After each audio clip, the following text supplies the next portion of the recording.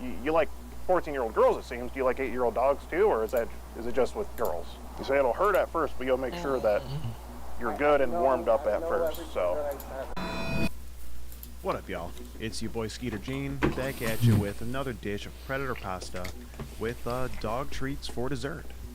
This animal-loving predator seems to love animals so much that he even acts as such when he's talking to 14-year-old girls online. So this guy here is his name is Robert. He's in the Trenton, Michigan area. I met with him on the Meet Me app. Shortly into the conversation here, I do tell him I'm 14 after he asks how old I am. He says, okay, nothing wrong with that. I ask him how old he is. He says he's 33. He says, I'm a little nervous, to be honest. I don't know if you're real. I say, oh, well, what do you mean? He says here, well, they catch adults a lot of times posing as younger girls. I was like, what? That sounds crazy. Who would even waste their time with that like this? Whoever does that probably has nothing better to do with their life. Here he says, I'm jerking off thinking of you, a 14-year-old girl. I said, oh wow, really? He says, yeah, I'm close to being ready to blank. He says, I want to bend you over and take your virginity and teach you ways to please your man. Now this is some really animal-like behavior coming from Robert here. I mean, this is just, this is a lot right here, talking to a 14-year-old girl like this. And here we were talking a little bit about meeting. I mentioned meeting at a Meijer nearby. He says, people set people up by meeting at places like Meijer. So this guy clearly watches way too much Skeeter Gene or DAP. He says they set guys up by pretending to be a young girl, and then an adult is there to catch and arrest them. And then I was like, WTF? Who does that? Like who would even bother? It's ridiculous. And here he says, are you not worried about getting pregnant? And here he asks, when was your last period? I say, oh, I just got off it a few days ago. He says here, well, usually you can only get pregnant 12 to 14 days before your period. So apparently Robert here is not only a Dish TV expert, but he's also a sexual education expert. Who would have thought? Well, alright guys, that's pretty much all I'm going to get into as far as the screenshots here. If you want to read the full chat logs, be sure to head over to my Patreon, patreon.com/SkeeterGene, and check out the tiers, consider becoming a patron, and be able to read all these chat logs, as well as get a few other exclusive benefits there. And just so you guys know, every dollar that you guys are putting into the Patreon is going right back into the channel. Pretty soon we're going to be traveling around the U.S. here, doing catches in different states and stuff like that. Those earnings are also going to ink and paper expenses for when I got to print out the chat logs to confront the predators. It helps pay for the bar tabs for when we go get fucking drunk after. It does a lot of things, guys. It allows me to, make the content even better for you guys. So, just consider that. Well, alright guys, that's going to be all I got for you today on this one. I'm Skeet Hansen, and I'm out. Peace. Started talking to him on the Meet Me app, where I quickly told him I was 13. He proceeded to have this really sexual conversation with who he thought to be a 13-year-old girl here. Or 13 or 14, 14 actually, who he thought to be a 14-year-old girl, my bad. I mean, it doesn't make it any better, really, anyway.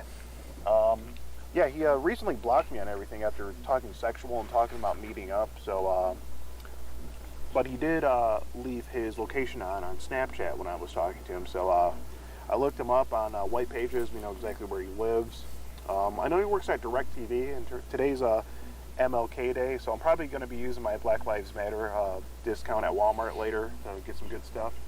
But anyway, hopefully he's off work today and we can go here to his house and confront him a little bit and see why he thinks it's okay to talk like this to a 14-year-old girl. So, how you doing? What's that? Why video on property, private property? Oh no, it's not for you, sir. We're just doing a little investigation here. Are you the property manager? No, maintenance. The manager called me on tech why to video, no go in office first, no question, and talk manager. Oh really? Yeah. Oh wow. Oh, wow. You're really going to put on blast. Wow. I'm sorry. Oh, okay. I know he probably did. Gotcha. Well, let me ask you this. Do you recognize this fella? Is he going office? No, I don't know. You don't recognize him? Okay. Okay. Please go to Gotcha. the office, talk manager. Okay. Well, our records say that he lives right here, and we just need to have a conversation with him. And we're just kind of recording just for everyone's safety and all that. Yes, we were please. just asked if, we Okay. could ask you if you guys go to the office. Yeah, that's all it is. Yeah, we're with the Predatory Investigation Unit. We're just doing an investigation right now. So, And the manager just asked us to see Okay. what was going on. yeah, that's all that's You don't going on. want any of the other residents to start getting scared about. Oh yeah, no, we're just here to talk to the one resident here who, on record, lives here. He had a very sexually charged conversation with a 14-year-old girl, and we're just trying to get to the bottom of why and all that. So, Okay.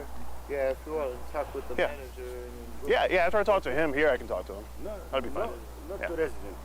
Well, I'm just gonna knock on his door here and talk to him real quick. So, and then we can talk to the manager after. That's fine. Hey, how you doing? My name's Skeet Hansen with the Predatorial Investigation Unit. We know that we're not the police, but if at any point you do shut the door on us, we will be calling the police up here. Okay. So this will be your picture, right? Correct. Your name's Robert. So it looks like you were having a bit of a sexually charged conversation with a girl that told you she was 14. Correct. Right, and this was how many days ago about? 4 or 5 days. 4 or 5 days. And you were talking about meeting and all that. Right, but I stopped and blocked it. You and stopped? back. Okay, well, what made you start? I don't even Is know. Okay.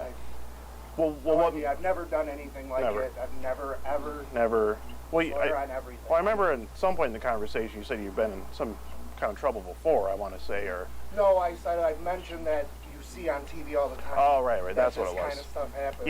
Yeah, it does. Okay, so what made you stop then? Let me ask you that. I don't want to. I just didn't want to get in trouble Okay. for anything. I don't want to ruin my life. It's Okay. not worth anything. Okay.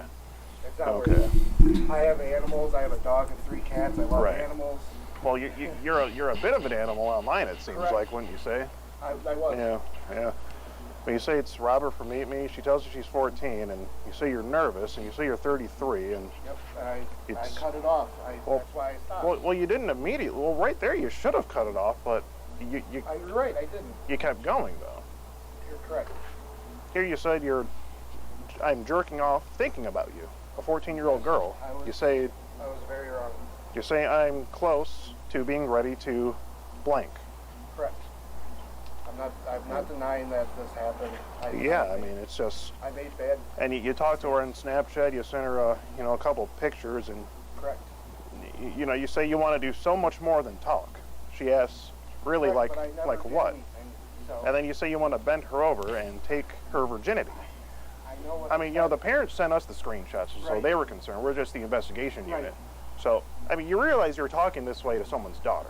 Correct. And That's why I stopped. you see a problem with that, Robert? Yep. That's exactly What? why I said I was done, and I Well, you stopped. never said you were done. No, I blocked her because You there was no reason to keep carrying Okay, forward. right. But you understand the concern here, right? Absolutely. And you know it's illegal to even talk to someone like this you think is this age. Correct. I mean, you're using a computer device to sexually solicit, a minor, Correct. and you say you want to teach her ways to please her man. Like I said, I'm Now- not denying that any Now, a of it happened. 14-year-old girl shouldn't even be involved with a man. Correct. Wouldn't you say? Correct. You talk about, meeting up with her at Meyer. You say here you could get in a lot of trouble, and you Right. do state here that it is illegal. Right. You say it yourself. I did. You know. And then that's why at that point I then blocked her and was done. And then here we go to Snapchat, and I know everything that's Okay. I know. I'm not denying anything that's been said. okay. I made a bad mistake, and I was done. I stopped, and that was it. That And was you it. realize you made a mistake. Yes, How old is your dog here? she is 8 years old. 8 years old. I mean, is anything funny going on with there? Because you like 14-year-old girls, it seems. Do you like 8-year-old dogs too, or is it just with girls? No, I just made a mistake. Okay. What's your dog's name? His name is Ghost. Ghost? Ghost, Ghost. like Game of Thrones. Oh, Ghost. And it's funny because you ghosted the 14-year-old girl here too, it seems, after you had the sexual charged conversation. Is he doing anything to you, Ghost? Is he? Come Okay, on. just want to I make know sure. I made a You know. mistake. Okay, I well, understand. you know, I'm we're very, just. I'm very sorry. That's why I cut everything off. That's why I stopped. Right. I'm not doing any. This is the fear, so I would never ever Okay. do anything like this ever again. So were you thinking this would happen while you were talking to her, or? No, I thought No. about it and then I just stopped because I Then was you like, stopped. I can't. Okay. I can't have this happen to her. I can't have this happen to me. You say I would eat you, and you say you would suck me. I might know be everything the first, that I said. I told you. but I'll make sure you're good and warmed up first. I know everything that I said. Yes. I'm just making sure that you remember and know that it's not okay. You talk about her Yes. climbing on top and It's definitely not okay. going in slow. It's just Definitely not okay. and just 100%. and it just goes on from there. Definitely 100% not okay. Yeah. You say it'll hurt at first, but you'll make sure that you're good and warmed up at first. So That I said, I do. okay. I made a terrible, terrible mistake. I would I say so. stopped. I would say so, I Robert. stopped, and I don't want anything bad to happen to anybody. That was terrible. Okay, yeah, it was, and I'm glad you realize it. And we just came out here to let you know that what you're doing is now okay, and we hope that you're not talking to anyone else No. of that age 100%. like this. 100%, and you will never ever have to come back to my door for anything. Ever. Well, I certainly hope not. I definitely don't want to see you on any of those apps again. No, absolutely.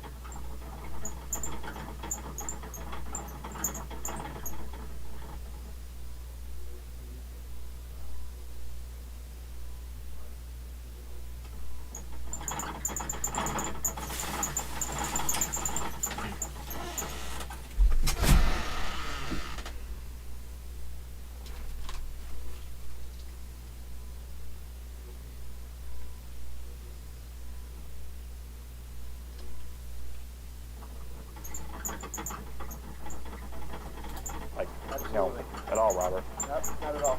Okay, well, 100%.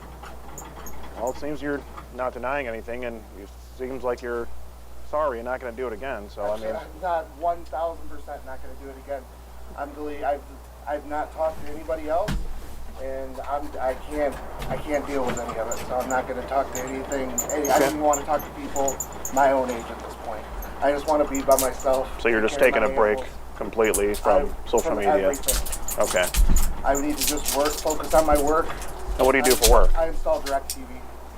So for other people in their houses where Correct. potentially other minors are in the house. No, because there's never allowed to be anybody who's under the age. You have to have adult people there at all. So if you're going to install cable at someone's house and their 13-year-old daughter happens to be there, so what happens there? Does that Absolutely just nothing. nothing? I'm not an. Well, I mean, do you still go in and install the cable if? Yes, if there's Okay. an adult present, we have to. Yeah. as So- long as so there's it's an safe. Adult present. So it's safe to say with your job you are sometimes around minors. Correct. Well, I mean, it just I doesn't mean, look good that you like I had this conversation. You know? Absolutely. But I'm also being upfront and honest about Okay. everything. Well, we appreciate that, Robert. And I mean, I was even willing to say what I did for a living. I mean, Okay. Yeah. I know what I did was wrong. Right. This was the only person I've ever talked to like this. Okay. And I'm done. And that's why, like I said, I won't be on anything. You won't see profiles from me on anything. Okay. Well, I hope you stick to your word, Robert. Absolutely. Well, 100%.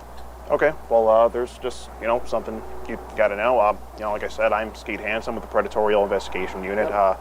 We're doing an online series about adults who talk to and try to meet up with minors for sex and stuff like that. And if there's anything else you have to say, we'd love to hear it. I just want to apologize to everybody involved. It'll never ever happen again. Like I said, I'm an animal lover. I just want to stay at home, take care of my animals, go to work, do my job, do what I need. Focus on just myself. Obviously, I made a mistake. Do you think you need some kind of help, or are you done now? Is it? I'm done with everything. I don't want anything to do with anything ever like that again. Okay. Well, Trust me, this has me freaked. I would never ever dream of ever doing something like this ever again. Okay. Sit here, I'm just playing video games. That's all I'm doing. what are you playing? I'm playing Borderlands. Borderlands. Which one? Number 3. Number 3. Oh, Yep. I haven't gotten to it yet. How was it? It's good. Okay. It's definitely good. Okay. Well, I don't want to hear you about talking to any minors on Borderlands either, I because don't kids even play play that. They play. online. Okay, good. I Good. play just solo. I All don't right. ever play any games online. Okay. All right. Nothing. Okay, Robert. Well, that's all you have to say for yourself. I really hope you can learn from this and not talk this way to anyone that tells you that they're under the age of 18 again. I don't. Online, usually they try to say it's not.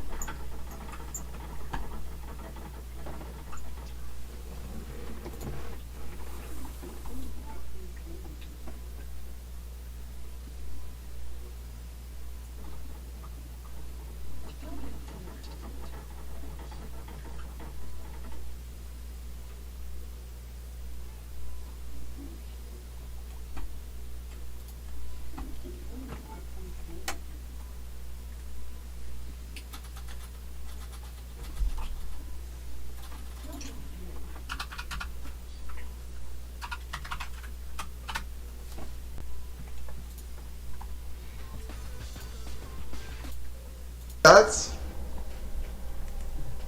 For Ash? not for Ash. I play other characters other than Ash.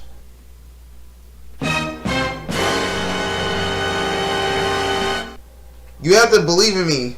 Now that you saw my stats, you have to believe in me. I can carry. Why they all coming after me? That's what I don't understand. They're mean, dude. Nah, they didn't know who I am. They don't want me to get powerful. Holy shit! The damage, the damage, the damage, the damage. Yo, they coming after me. They didn't know who I am.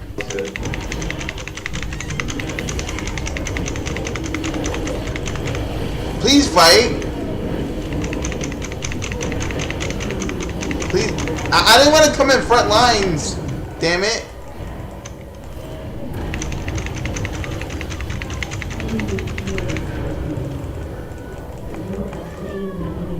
Damn, where the team at? Enemy triple kill. Damn. Newbie tips. Maybe I should take that shit. Nah, I don't need no newbie tips. Alright.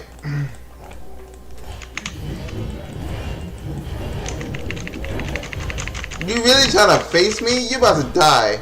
Right now. It's over.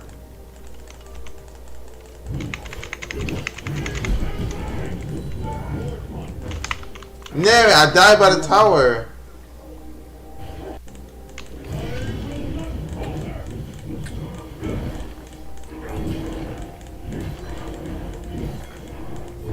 Now, the only way he would know that I'm here if he's stream sniping. Let's see if he's stream sniping.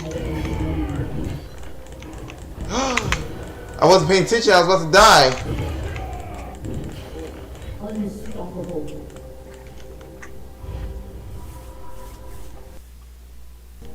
Me, I'm just trying to get tanky so I can destroy Twitch.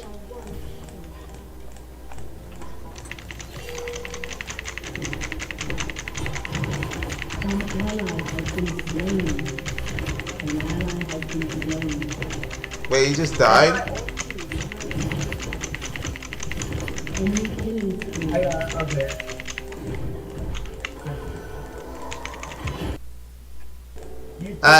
I'll let you know right now. Twitch is smurfing. He has 35 farm already. So be careful about that. Like, if we're not fighting against Twitch, we're probably gonna fight against another tank. It's always like that. What? If we're not fighting against Twitch, we're gonna have to fight against another tank. You You can ward Baron since you're there. Well, now they're going after it. Yo. I'm too low health to help you. See, I'm not paying attention. Twitch is fed. Don't. Alright, good. I missed. I could have killed them, but I'm too far away. They got a dragon? Yeah. Everyone tried to steal Dragon. but- Please destroy him! Oh my god. Really? Jax, just let me die. But I took the... I got the kill. You have to believe in me. I can carry.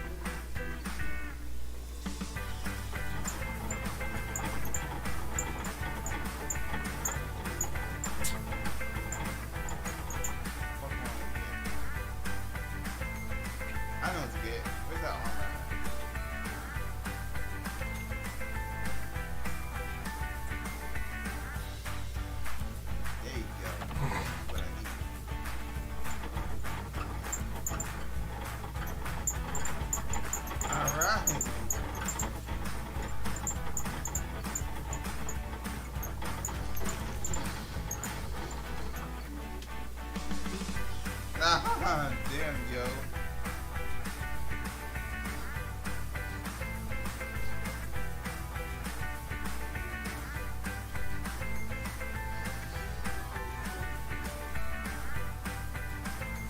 Fuck, yo.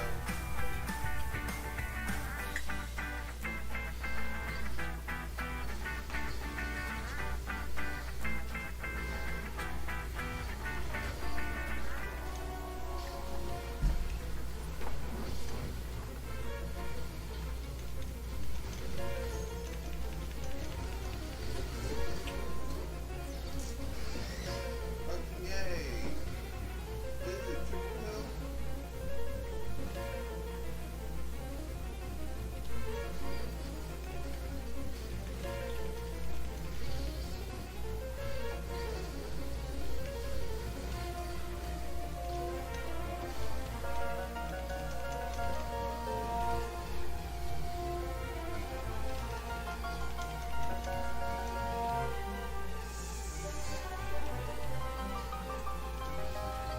Fuck, yo, my life.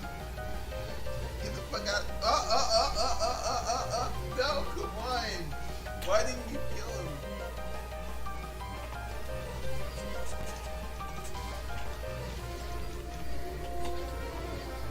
Fucking yay, my life, my life. Could you guys help me?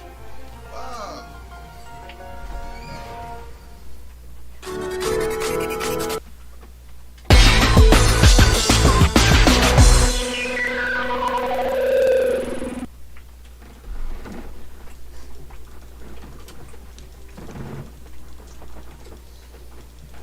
Ash is a tank right now.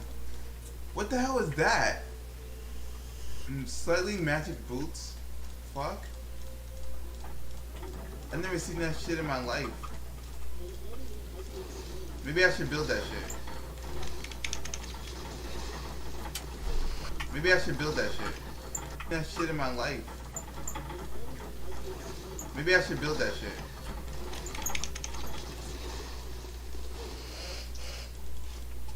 I can't see the chat right now, so.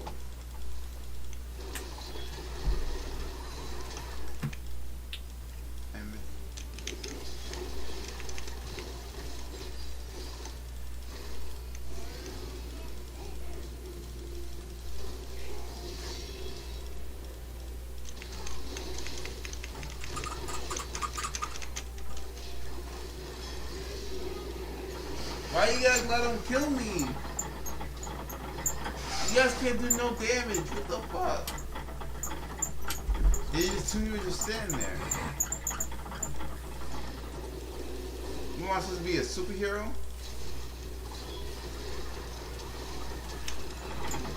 Damn it! She's waiting for me to pick first.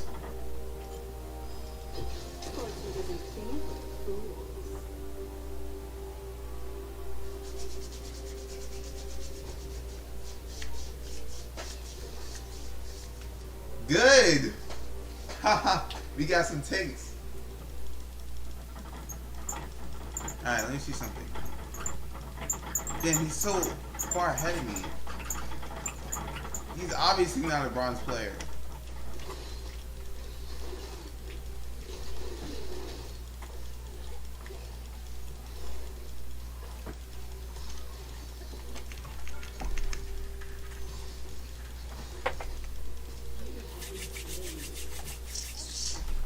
Why did he leave me? That's what I don't understand. She could have killed him. I forgot this is bronze. Okay.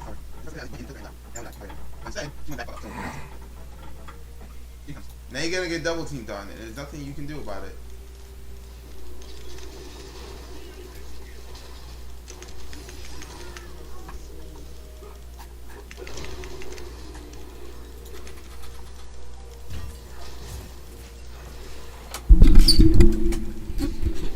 Damn it! Why?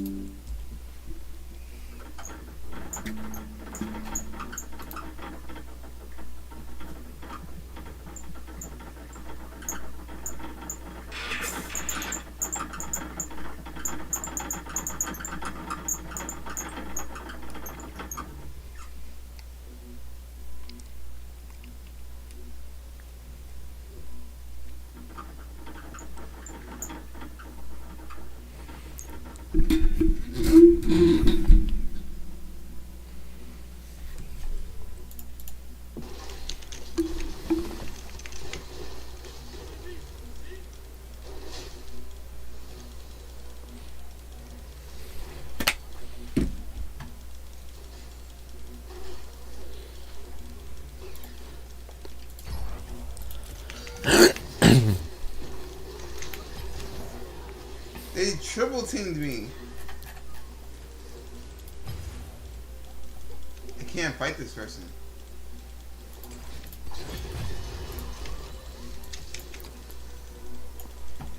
Fuck, I can't do shit. 5, 4, 3.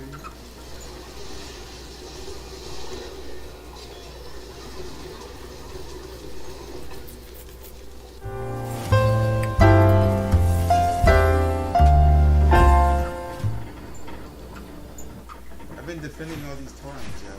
They got so much fucking cash. We got none of their torrents. Do you understand that? Man? No torrents we got. We're just fighting. For what?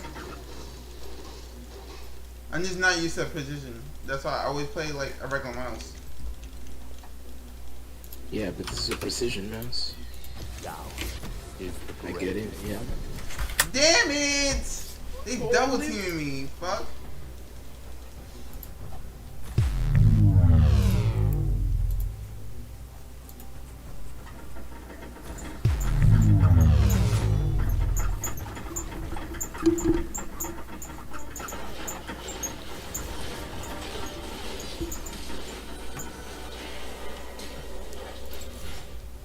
Fuck.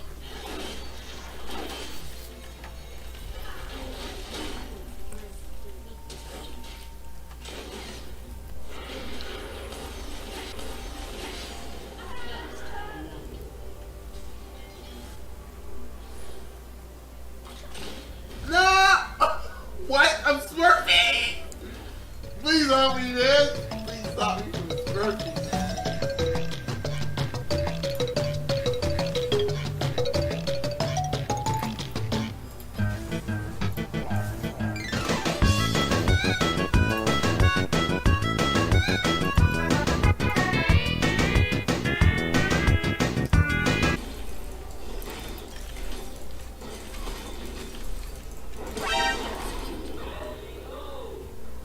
Fuck.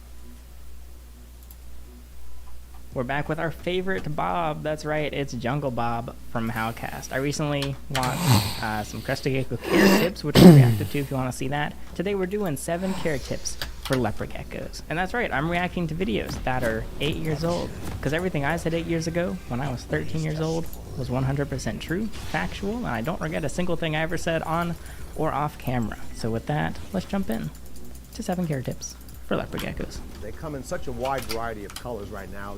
The ones way back when were always just yellow with black spots, but now we get a variety of different color patterns, eye colorations, pupil types, all different types that I won't bore you with here today. But this is what I really want to stress with these is their calm nature, and this is a great beginner lizard because it just stays in a very small enclosure. Although that can be true, you're definitely going to disappoint a lot of future leopard gecko owners, but by saying that they're going to have a calm demeanor, because people are going to realize after buying their leopard gecko, turns out animals have different personalities. And I would say that overall, they can be a pretty calm species.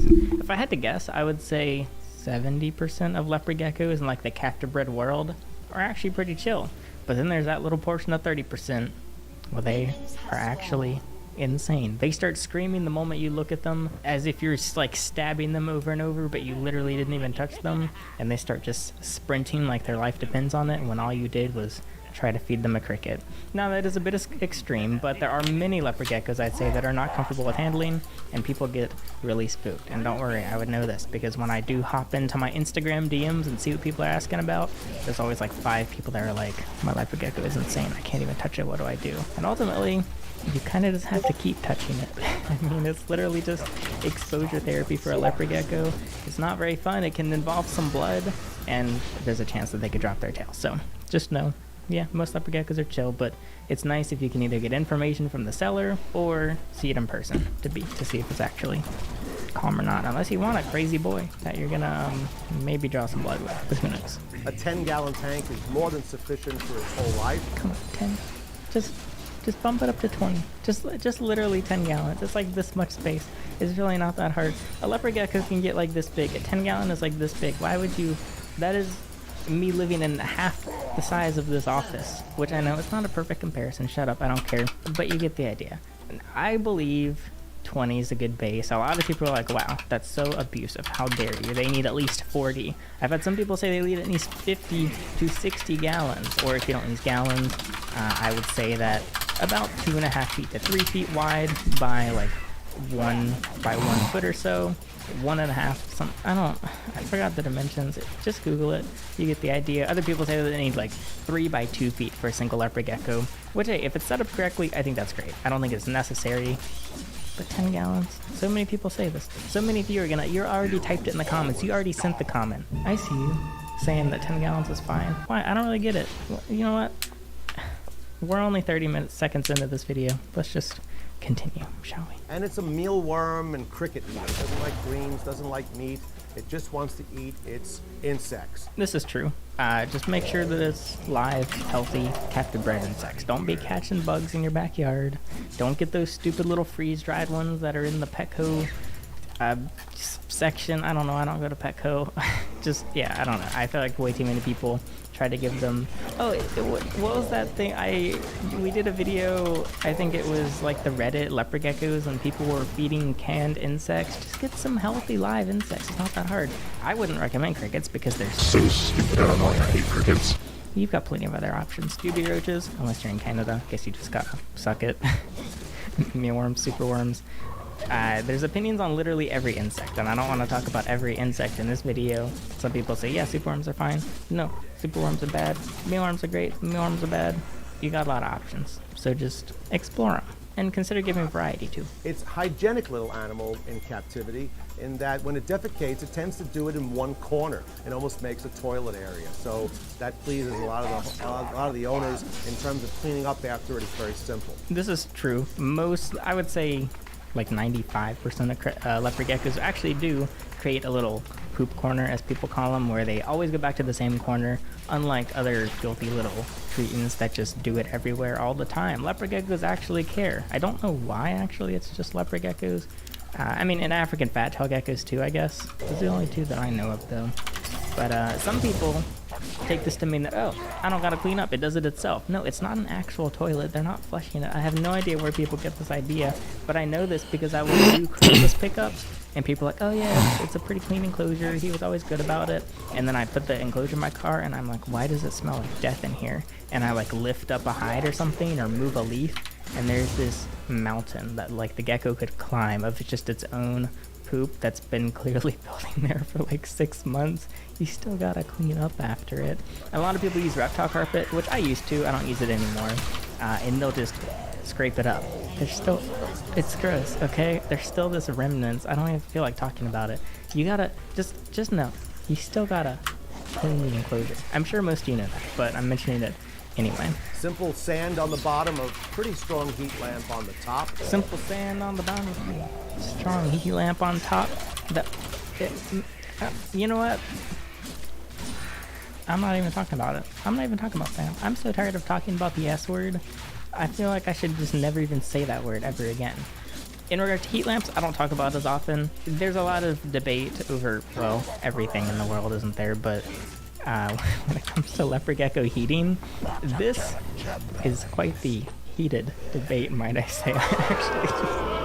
I was telling myself in my head, do not laugh at this stupid joke, and then that made me laugh at it. It's a heated debate, okay? There's heat lamps, there's radiating heat panels, there's ceramic heat emitters, there's under-tank heaters, there's under-tank heaters that people stick on the side of the enclosure. There's, I don't know, some people probably create a bonfire next to the enclosure. You've got so many options. And you know what? I don't feel like talking about it either. You can just research them. Personally, I use under-tank heaters, which according to a lot of people is animal abuse. I don't think it's animal abuse to use an under-tank heater on a leopard gecko as long as it's on a thermostat, but you know what? Let's keep watching. They are more of a nocturnal creature, so they'll stay inside of a hide spot. Actually, they're crepuscular. I get told that a lot. I do accidentally say that they're nocturnal. Technically, I guess they are crepuscular, meaning that they're active at dawn and dusk, which is basically just the posh way of being nocturnal. They're a bit too fancy to be nocturnal. They prefer to be crepuscular, which is, I mean, it's kind of the same, let's be honest. But there's one mistake people make with these all the time is keeping them too hot. They are an animal that comes from a hot area of the planet, no doubt about it. But they do not lay in a lounge chair and try to bask in the sun. They get out of that sun as fast as they can. And they do that by going underground. I can agree with this. No, I don't think it's necessarily with leopard geckos in particular. I think it's just from people that buy a 100 watt, 150 watt heat bulb. I don't know why I did a twisting motion like I was twisting a heat bulb. Or a heat mat, but with no form of regulation. With heat mats, it's pretty simple. You throw on a thermostat. They can get a little pricey. You can find them on Amazon for like 20 to 30 bucks, or you can get a fancy one from PetSmart for like 70 bucks, which is actually the same one on Amazon. Just buy it online, okay? And a lot of people do not regulate it, and a leopard gecko will have trouble not burning itself and not freezing to death because they're pretty sensitive.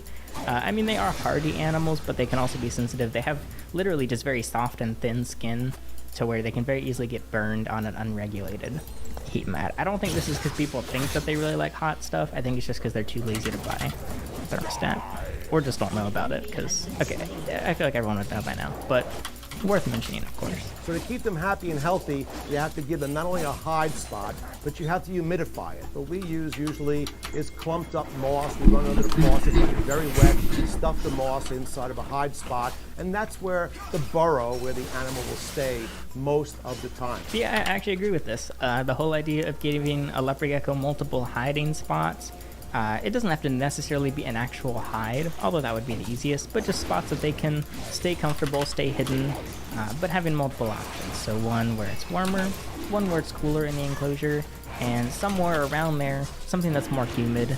Some leopard geckos I've noticed kind of always stay in the humid hide, but others will only go there. They kind of seem to actually know pretty well if they are in the middle of shedding their skin off so they can rip it off for themselves, which terrifies a lot of first-time owners, which is always kind of funny to laugh at, no offense.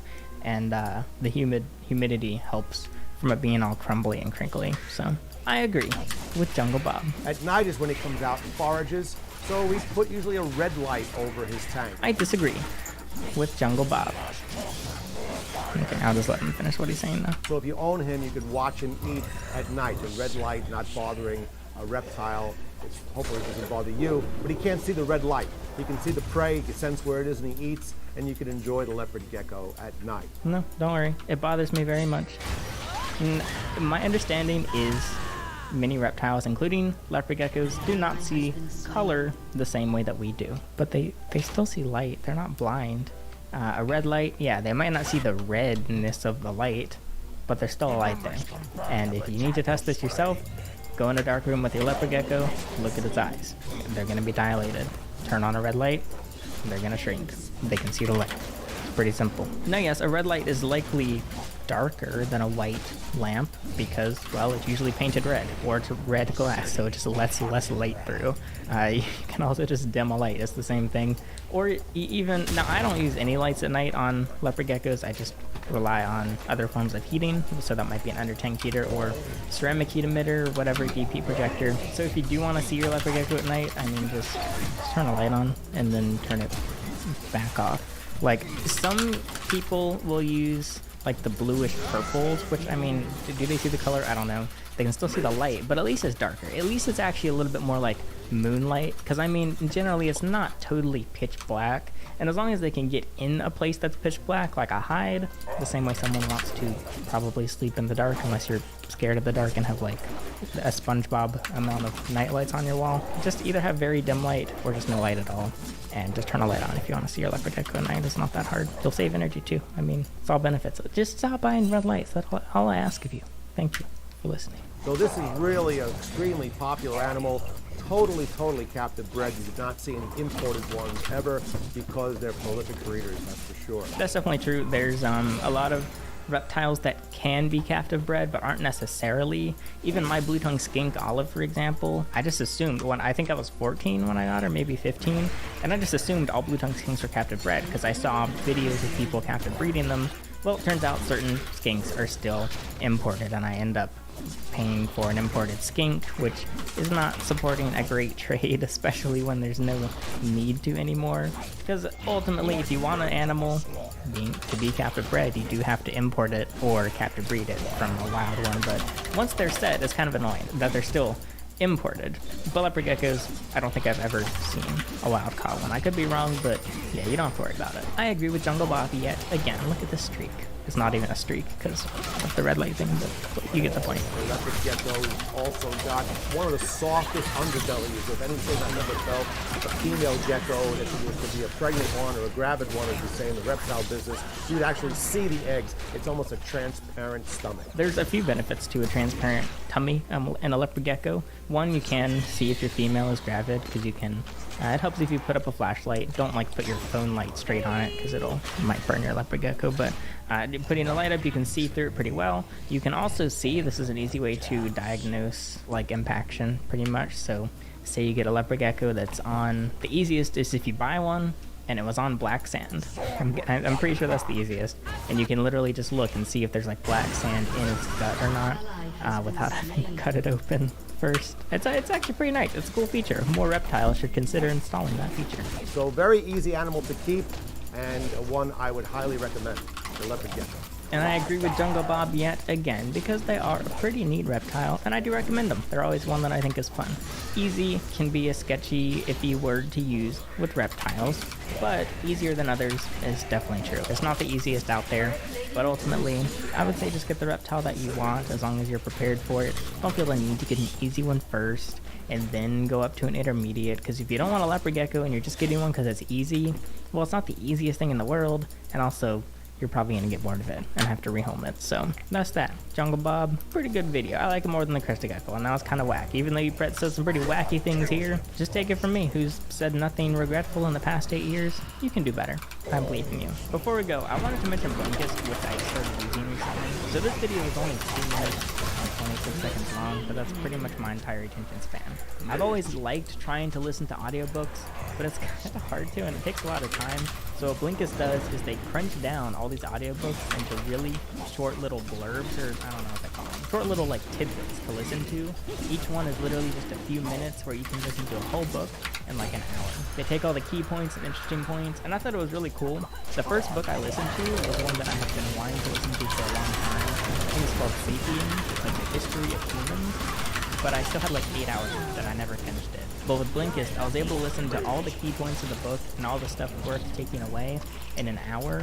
And the best part is, turns out I don't even like the book, and I'm very glad that I only spent an hour on it and not 8. But they've got a ton of examples you can check out. So if you want, you can sign up, you can do an annual or monthly subscription, and I get a kickback when you do so. So they're not a sponsor, but I am an affiliate, and I appreciate if you use my link. And that's it. I don't know if reaction videos are the right videos for me to make, so just let me know what you think.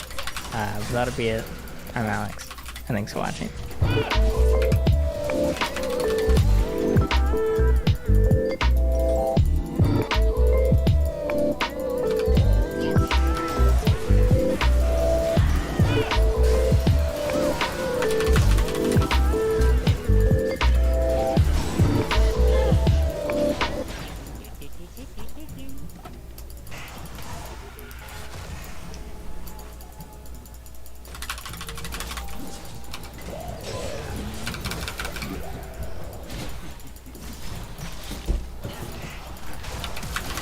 We are in the middle of a global crisis. The world around us is crumbling as we know it. Nothing will be the same as it was before, which means everything has to change, everything has to evolve, and you have to be okay with it if you want to survive. I don't care if there are blood on the streets.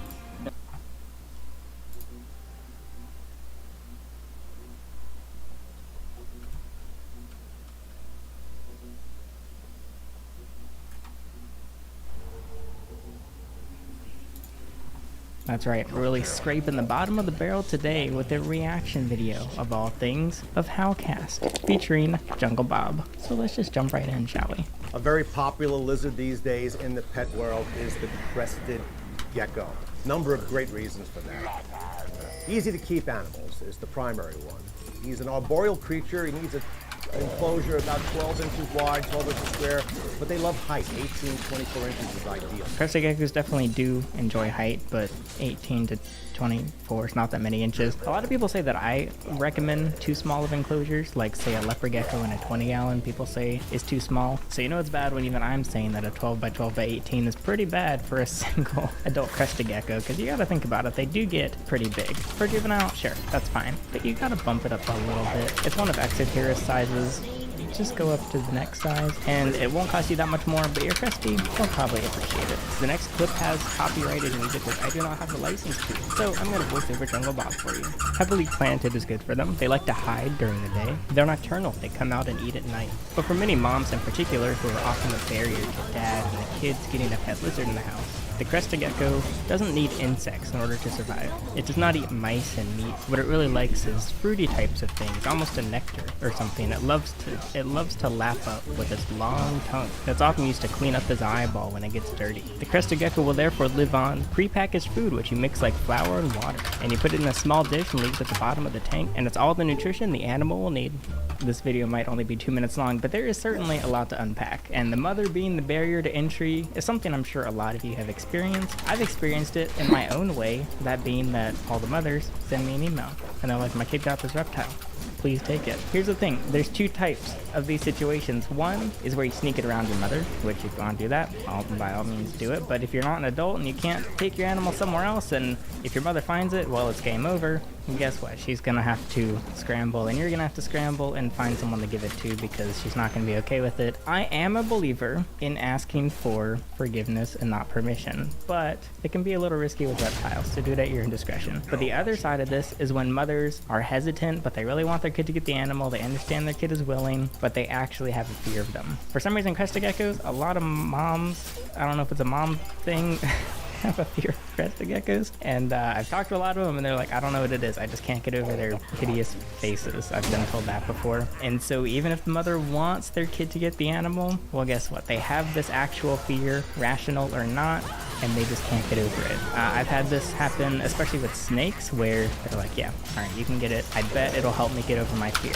And I respect these mothers, but turns out they can't do it. They literally can't sleep at night. It's all they think about is there's this animal in their child's room. Again, it's probably irrational, but I don't recommend it. You need everyone in the family to be on board, unless you're willing to take that risk. Also, the other part, yes, they can survive without insects, but most keepers would probably tell you that you should give them insects anyway. Not freeze-dried, not frozen, not insects you find in the backyard, but quality, healthy, live insects are going to be the healthiest. They not only add variety to, say, a Pangea mix that he's probably talking about, but it also adds some extra nutrition and protein and stuff. So yes, they could survive, but you want them to thrive, and they're going to thrive better with insects. If you add a little bit of a waterfall, running water, you really recreate his natural habitat, and these animals are very simple and happy to live in captivity. Yeah, I can pretty much agree with this. They are pretty simple. Fresh water, I mean, you can just mist the enclosure. You don't have to buy a waterfall. One downside of waterfalls is they do kind of have to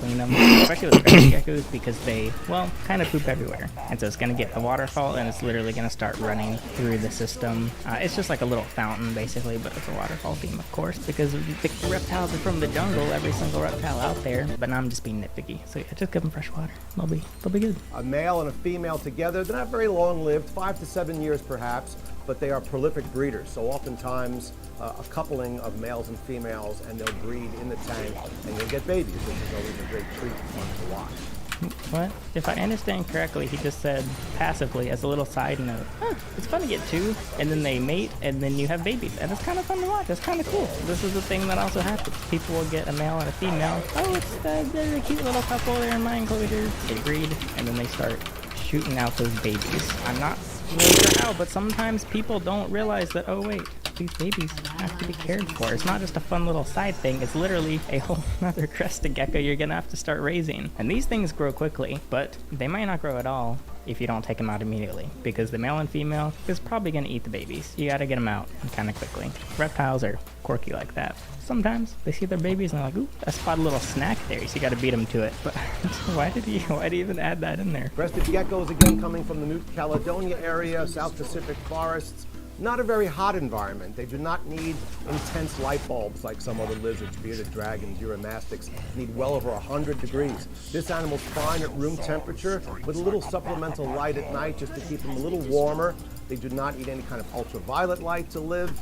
They're nocturnal, therefore they don't need all that. Okay, bearded dragons don't need well over 100. I think 100 is fine personally, but this video is not about bearded dragons, it's about crested geckos. Now yes, it is true that room temperature can be good for crested gecko, but room temperature, believe it or not, is not the same in every room. I've been in houses where people keep the house at 60, 59 degrees even, and people that keep it at 84, 85 degrees. I think both of those people are insane, but there's a range. I'd say there's like a 15 to 20 degree range Fahrenheit that people keep their rooms. And I'm guilty of this actually. I used to say in old videos, the center of this enclosure or the cool side can just be room temperature, and then I forget that not everyone's room is the same as my room temperature. Worst case scenario, if your room's too cool, you can just add a little lamp or something. You can't really use a heat mat with them, but you've got a few options. The thing is, if your house is too hot, it can be a bit harder. A lot of people ask, like, I'm in Arizona, we don't really use the AC all that much, or it's not powerful enough, but I want this corn snake or something that needs a cooler environment. It's how do I cool it down? And really your main option that I know of is adding additional ventilation, but this can also be bad with animals like crested geckos because you also need humidity. So ventilating a humid enclosure is just going to be a constant battle of spraying more water and then drying it out with your ventilation. So it is a bit harder. If you have recommendations, feel free to leave them in the comments for cooling down an enclosure when your house is too hot. So the crested gecko has become quickly one of the most popular reptile pets. Breeders have had a field day with these because they're so prolific in their mating habits that we're getting many different colors. Yeah, one of the things about breeding crested geckos is it is so easy. Even I, of all people, have created a crested gecko out of thin air. It's a lot of people's first breeder animal because they're like, oh, I want to be a reptile breeder. Well, let's start with crested geckos. You just put two together in a room temperature enclosure, room temperature. You take the egg, put it in a room temperature room, and then a baby pops out. To the point that, crested geckos are getting so cheap that I don't even know how people profit off just normal morph crested geckos anymore. But also I don't know if this is true, but I heard in a couple videos that crested geckos have started to become a feed, so some animals will eat not mice when it comes to reptiles. So for example, some snakes will eat lizards and some lizards will eat other lizards, and it's pretty common practice to feed certain lizard species like mourning geckos as well to them, and apparently some people have started doing this with crested geckos. Now I don't feel worse for a crested gecko being eaten than I do a mourning gecko. I mean, they're both geckos, like what's the difference? But it does kind of show that maybe there's a few too many crested geckos. There's also a problem if you're trying to produce the fancy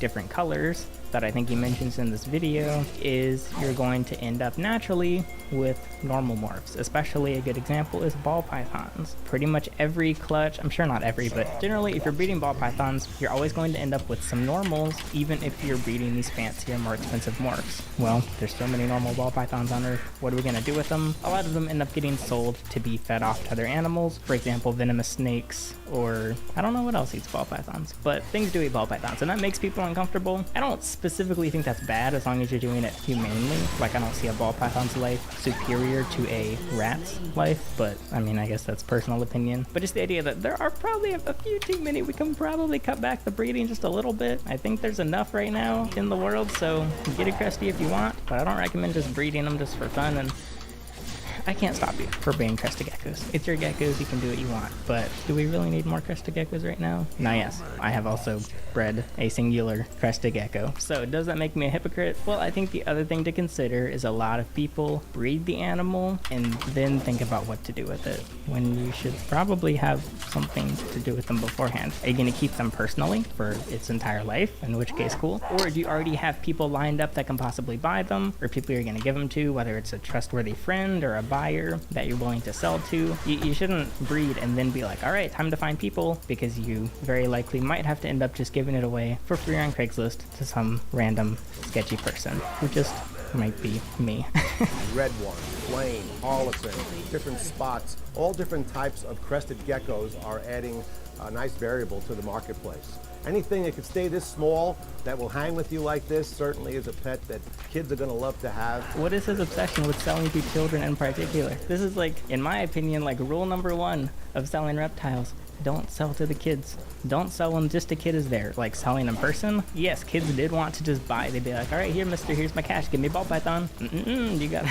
I need to talk to someone that's not 9 to 12 years old, which I personally believe that many 9 to 12 year olds are 100% capable of doing all the care needed for many animals, but ultimately you do need that adult there. You need to make sure that someone is going to be a backup in case, say, a kid falls behind, or if the kid, I don't know, has too much homework, or just gets bored. And yes, adults can get bored too, but the problem is if you have a kid who gets a reptile, the parents don't care about it, the kid gets bored of the reptile, what happens to the reptile? The kid releases it, it dies from neglect, whatever. A kid can't really do a meetup on Craigslist by himself or herself to rehome their crested gecko that they impulse bought without their parents. So why is he selling to kids? It's kind of weird. And also, even if it's for the kid, you got to keep in. He said that crested geckos live 5 to 7 years. Now that I think of it, I don't actually know the lifespan off the top of my head. But just back to ball pythons, because they're easier to talk about as examples. They can live 20, 30, 40 plus years in the right care. If your kid gets it, what's going to happen?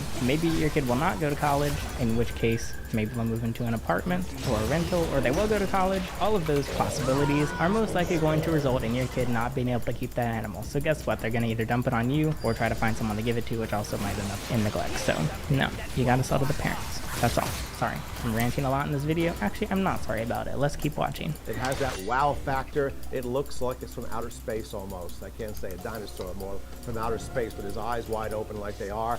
They're wide open, of course, because you can't close them. They have no opposable eyelid. I guess I do get in a way why so many mothers are creeped out by them. They are kind of objectively creepy. Creepy things can be cute, but objectively, their eyes are the size of their head, and also they cannot close them. I agree with Jungle Bob here. They are a weird looking animal. So the crested gecko makes an awesome reptile pet, something that we definitely it's growing in popularity, and I think it'll be in the market for years and years to come. Well, this video is from 2013. They have definitely grown just a wee bit in the market. I feel like everywhere you turn, there are crested geckos everywhere. And even though there are many morphs, I'm gonna be honest, most of them look very similar. So that's that. So look, of course, this was just a little 2-minute video of 4 care tips for crested geckos, but I just thought that they were kind of weirdly thrown together, where hopefully, yes, someone that's looking for a crested gecko isn't just going to click on this video, and that's the whole research process for them. That was a solid 2 minutes, 38 seconds. I'm ready to care for this crested gecko for the next 5 to 7 years without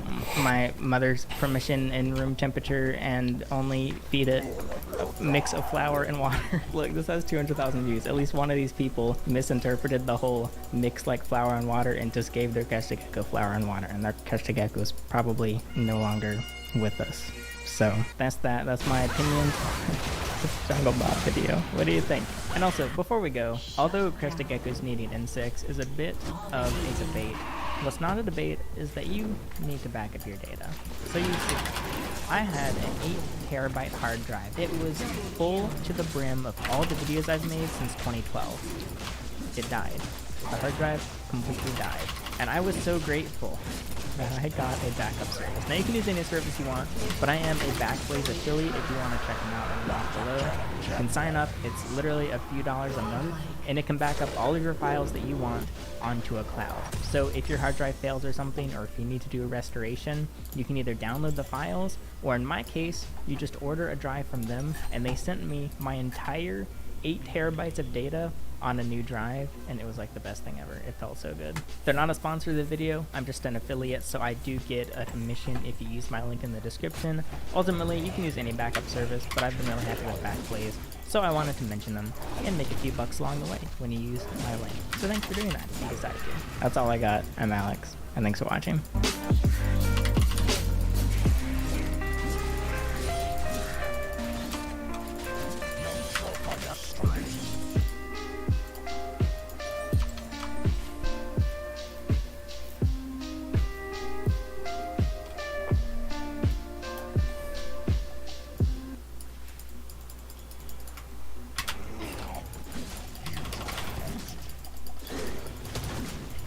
This one sucks to cover, but I feel like it's not talked about very often, and definitely not enough, and that is the dangers of shipping reptiles, because a lot of people always have that question, and I always questioned it myself before ever shipping, but those who actually do ship animals never really seem to talk about the deaths and how frequent that is. So me and the people I've worked with have been a part of shipping. I'd estimate around 700 to 800 animals, and of those we've had just about 30 deaths. That is 25 coming in, I don't have the exact number, but approximately 25, and 5 going out. So I'm going to talk about what went wrong in these, and how it can be avoided, and actually how dangerous versus safe shipping is. Because the idea of putting a living animal in a cardboard box and sending it across the country or across the world is a pretty bizarre idea. And I had a lot of questions about it, so hopefully these will answer some of yours if you have questions as well. Firstly, let's talk about the animals coming in. So what I do is you can go to our site emeraldscales.com and you can buy an intake kit, and with this kit we send you everything you need to ship us your animal, and we then do the hard work of rehoming it and possibly rehabilitating it if there are issues with the animal, and then we send it out to a new person. So I don't know the exact number, but about 250 animals have been shipped in to us, because before I just got them from local sources, but now they're all just shipped in. And of those 250, there's been about 25 deaths, so that's just about 10%, or 1 in 10 not surviving, which sounds very high. It is improving, but the issues are either people mistakenly not packing and shipping correctly, or purposefully completely ignoring our guidelines. It's very important an animal is very healthy when it's being shipped, because anything that possibly compromises its body can kill it. Also, anything that's causing it stress, the stress on top of shipping can also kill it. When an animal's shipped, you can drop it off at FedEx at the latest around 8 p.m. and then it arrives at the arrival location around 10 or 11 a.m. So normally they're in a box for less than 12 hours, and this much time is not enough to stress an animal out from zero stress to like amount of stress to kill it. However, if it's already stressed out from something, whether it's health issues, environmental issues, or human issues, the stress from shipping can basically push it over the edge and kill it. At least that's what it seems like happens in our experience. The number one most common thing that kills them is malnourishment. The animals that have died the most coming in are leopard geckos. There's been about 15 or so, just around a dozen. There's also been about 5 snakes and 5 lizards and tortoises. Leopard geckos, I think, are the most common because, well, 1, they're the most common animal we get in, so it kind of makes sense. 2, they're most frequently the ones that are neglected and sent to us. They are extremely hardy animals, which oftentimes goes against its best interests. Like, a lot of these geckos would be better off just dying sooner, but because they have such strong wills to live, they can survive ridiculous malnourishment to the point where people will have them for months and months. They're getting worse and worse and worse, and they finally send it to us, and they have various ways to lie to us about the condition.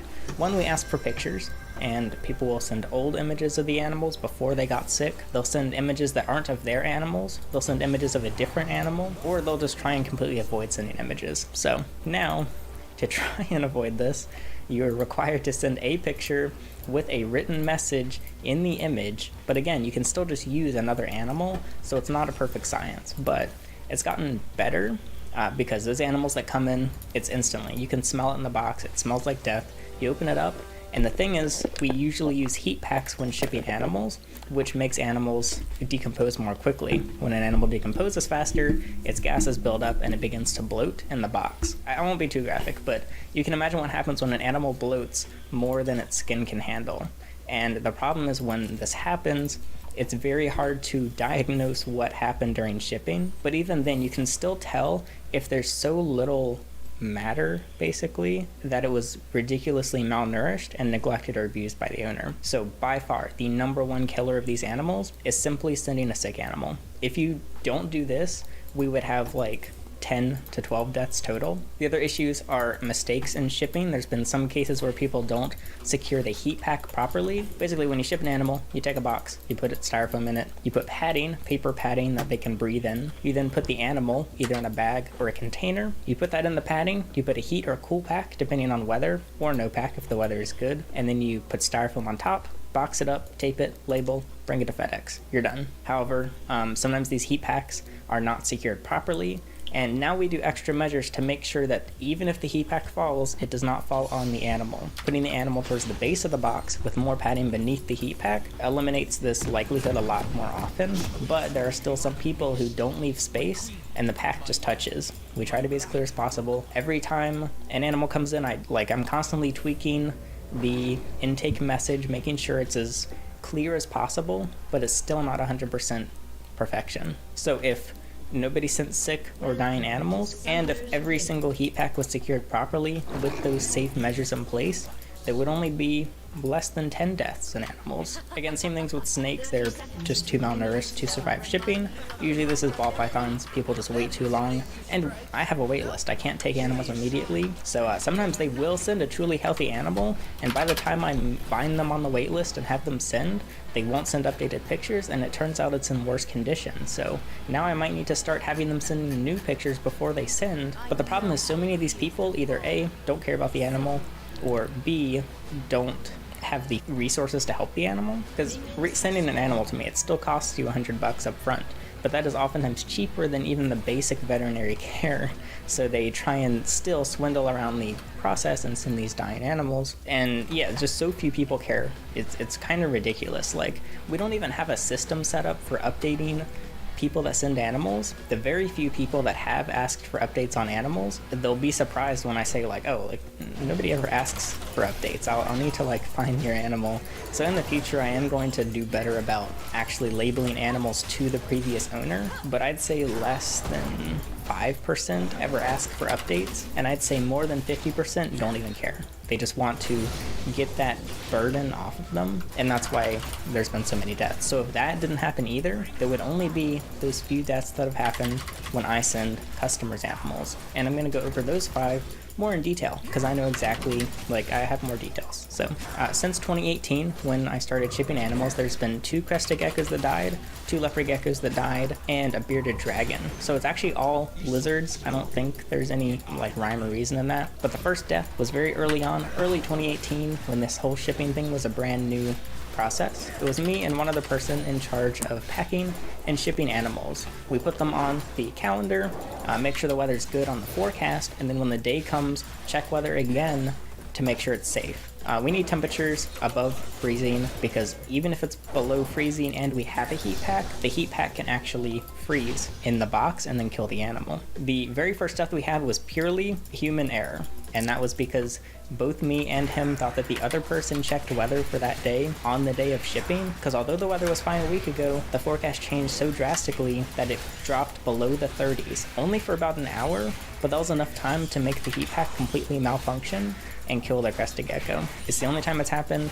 This was over 3 years ago now, and it's still just always in the back of my mind every time I'm shipping. We've never had human error again since sending an animal. It was that one time, purely mistake, purely my fault. It hasn't happened again, but that is the one. And I forgot to tell you, the percentage of shipping out, like I said, it's been 5 deaths. That's just about 1% of animals, or 1 in 100. And to me, this is low enough to still justify shipping animals. Maybe you don't, but I think that enough animals have a net positive in the end to justify that 1 in 100 not surviving. Next up on the list, it was September 2019, and it was a leopard gecko, a beautiful, healthy adult, I think female, but maybe it was male. The thing about this is FedEx, they're allowed to just drop the package off on the porch, which is perfectly fine. We always require people to be home, and this person was home and actually answered the door. The FedEx person directly gave them the box, and they instantly unboxed it, and yet the leopard gecko was dead. This was the first time we had an animal die under confusing circumstances going out, Asked about the box, asked for pictures of the gecko and the box. The gecko almost looked like it was just asleep, but it clearly was actually dead. The box had no dings, no scratches, not banged up. Everything was in perfect condition. I did package it correctly. The heat pack was working. The weather was fine, because you can check historical weather in any location. Everything was 100% perfect. The gecko was just dead. It was totally healthy when it was here. We had it for months. Came from a good source, or like a source that cared. It wasn't neglected in the past. And yet it still died. And this was the realization that there are going to be those flukes. Sometimes I don't like saying they're flukes because there has to be something that went wrong, whether it was something in a sorting facility, maybe there was some sort of blunt trauma. I feel like that would happen more often if that was the case, because I could be wrong, but I feel like shipping services have such consistent techniques to do everything, except the US Postal Service. I hate the US Postal Service, but FedEx and UPS seem to be so consistent in what they do. It would really surprise me if there are those flukes, but something happened that killed this leopard gecko. Still don't know what it was. In April of 2020, there was a juvenile bearded dragon, almost identical thing. It was perfect weather, no problems. It wasn't directly handed to the person, but it was left in a safe spot, and they immediately picked it up once they got the notification that it had arrived. The beardy was simply dead.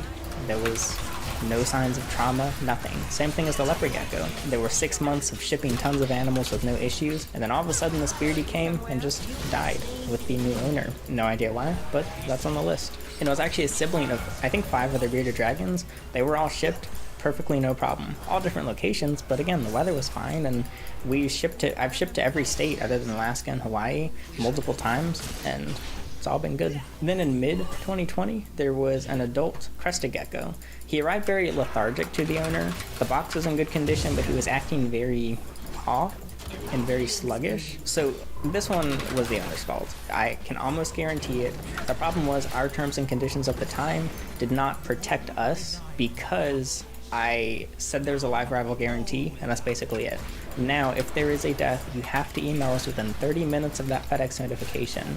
This person emailed us about 4 hours afterwards, and it turns out while it was lethargic and not doing well, they handled it almost the entire time. It was a younger person, I think it was a teenager. This is fine, you have to be 18 or older, or do it with a person that's 18 or older to place an order and everything, but it's fine if a teen owns the animal and is the primary caretaker. However, they just kept handling it. It was doing badly. They then email us hours and hours later saying it's dead, and I have to refund them. I would lose the bank thing, but the thing is, this doesn't really matter anyway. The gecko's dead. This is a gecko we had for a long time. Super healthy adult male. It was always perfect. So this was basically something happened during shipping that either stressed him out or caused him some trauma. The owner then completely added to that by touching him a bunch. It's said that when it arrives, you need to let it chill. You need to watch it, give it water, give it a quiet space to just chill out in case there's any stress. But this person ignored all that and then instantly went to Petco or PetSmart and bought a crested gecko. So that was a little punch in the face from that customer. We get lots of recurring customers. We also have a blacklist. The blacklist is increasingly long. You may be on it. Probably not. There's not that many people on it, but I'd say there's 30 or 40 people on the blacklist. Okay, I guess that's a lot, actually. These are mostly people that never actually got an animal. I'd say on the blacklist there's only 2 people that actually got an animal. The rest are just people that did such a bad job talking to us or trying to prove a healthy enclosure that they got canceled and then blacklisted, because a lot of people will get canceled and then keep buying new animals trying to get them sent. So that's a tangent, but yeah, every customer that's actually gotten an animal, almost all of them have been perfect. So, and then November of 2020 was the most recent death. Same thing before, perfectly healthy adult male leopard gecko that just arrived dead for absolutely no reason that I could figure out. So of this list, 1 was human error on my part, 1 I would argue is human error on the owner's part, and 3 were those completely fluke mishaps. So yeah, that's everything that happened. Basically, the summary of this, I'm looking at my notes because I don't want to miss anything. So if an animal is in great health, if all temperatures at both locations are above 38 degrees Fahrenheit at the coolest point of the night, if the heat pack is secured properly and there is that padding between the animals, if the styrofoam is assembled correctly, if all the pieces are remembered, and if the box is taped well to make sure nothing falls out, I would say there is a nearly 100% chance the animal is going to arrive in perfect condition. So close to 100%. It's just of these over 700 animals that we've processed and everything, it's been those 3 deaths that we just do not understand. All of the others were either human error on the person sending its fault, human error on my fault with the crested gecko, or human error on the animal arriving and not being handled properly. Past that, I would argue that shipping reptiles and amphibians is an extremely safe process if you do it properly. I'm not talking about pet stores that get them shipped in hundreds or even just dozens in a box, all stuffed together. I'm talking sending one animal from one person to another person, or multiple. I mean, I've shipped up to, I think like 15 have come in the same box. As long as their instructions are followed, everything goes perfectly. There's been about 200 species shipped with us, and it has been great. It's just been these few, but I think that's what you should know about the shipping process. It can go wrong, but it's very unlikely if everything is done well. So hopefully some extra transparency for you. This is something I would have liked to be able to watch before shipping myself. It might have been a bit long, but I want it to be thorough. If you have any questions about shipping, you can just leave them in the comments. I'll answer here. You can also ask me through Patreon, where I actually see your messages directly, because I can't really answer DMs and emails and stuff about that stuff. But yeah, that's everything. Let me know your experiences shipping, receiving animals, everything. What sellers did good or wrong or whatever in the comments. That's it for this sadder but important topic. I'm Alex, and thanks for watching.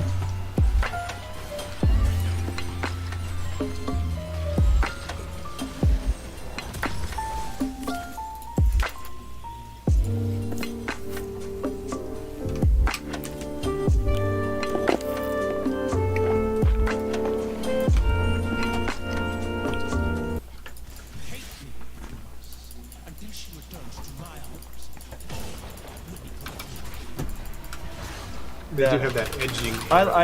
And these are even bigger, aren't they? Yeah, this, they're bigger. This is a contender. I gotta hold them side by side at some point and see which one I like the best, because these are glorious. All right, I need to know more. Well, male. This is a male. This has the longer uropods, and technically these are the exopodites, the part of the uropod that extends. And in the males, in some species, and it's easy to tell them apart. The males are also more elongate. The females are a little bit more squat in their body shape, and the males have longer antennae.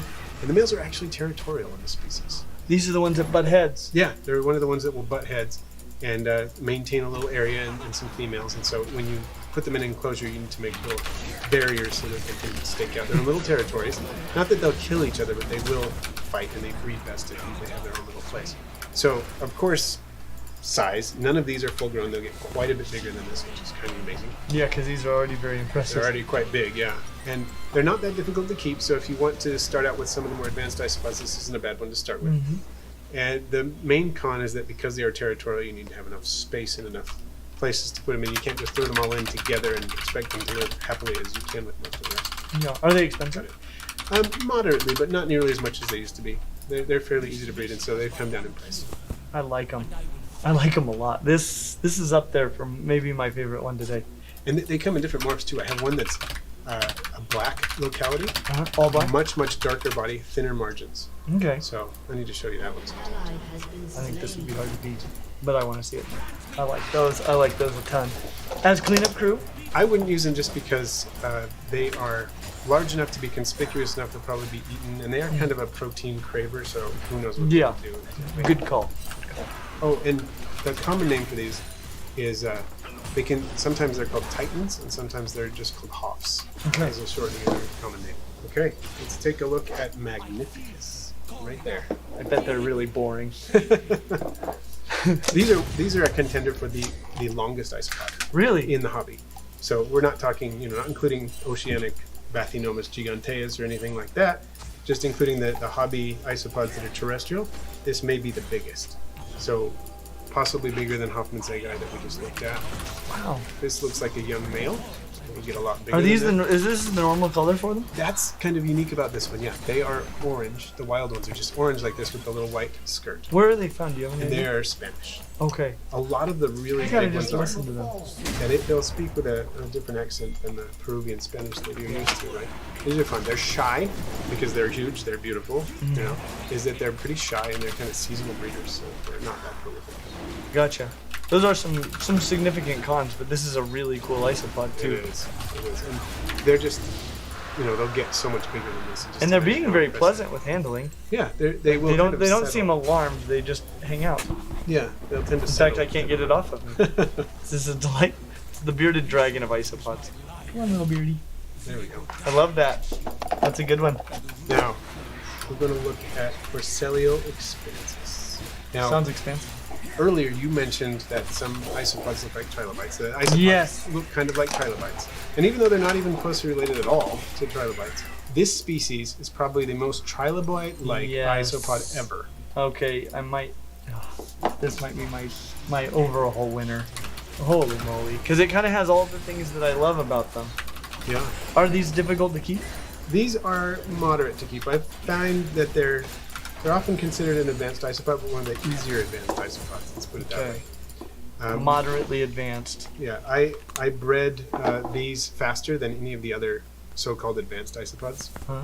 They were reproducing for me within a very short period of time, which is not necessarily the case with some of the others. And they really hunker down. That's probably why they've got that kind of what would you call it? Just a major, that margin really flattens Yeah, their out. skirt is very flat.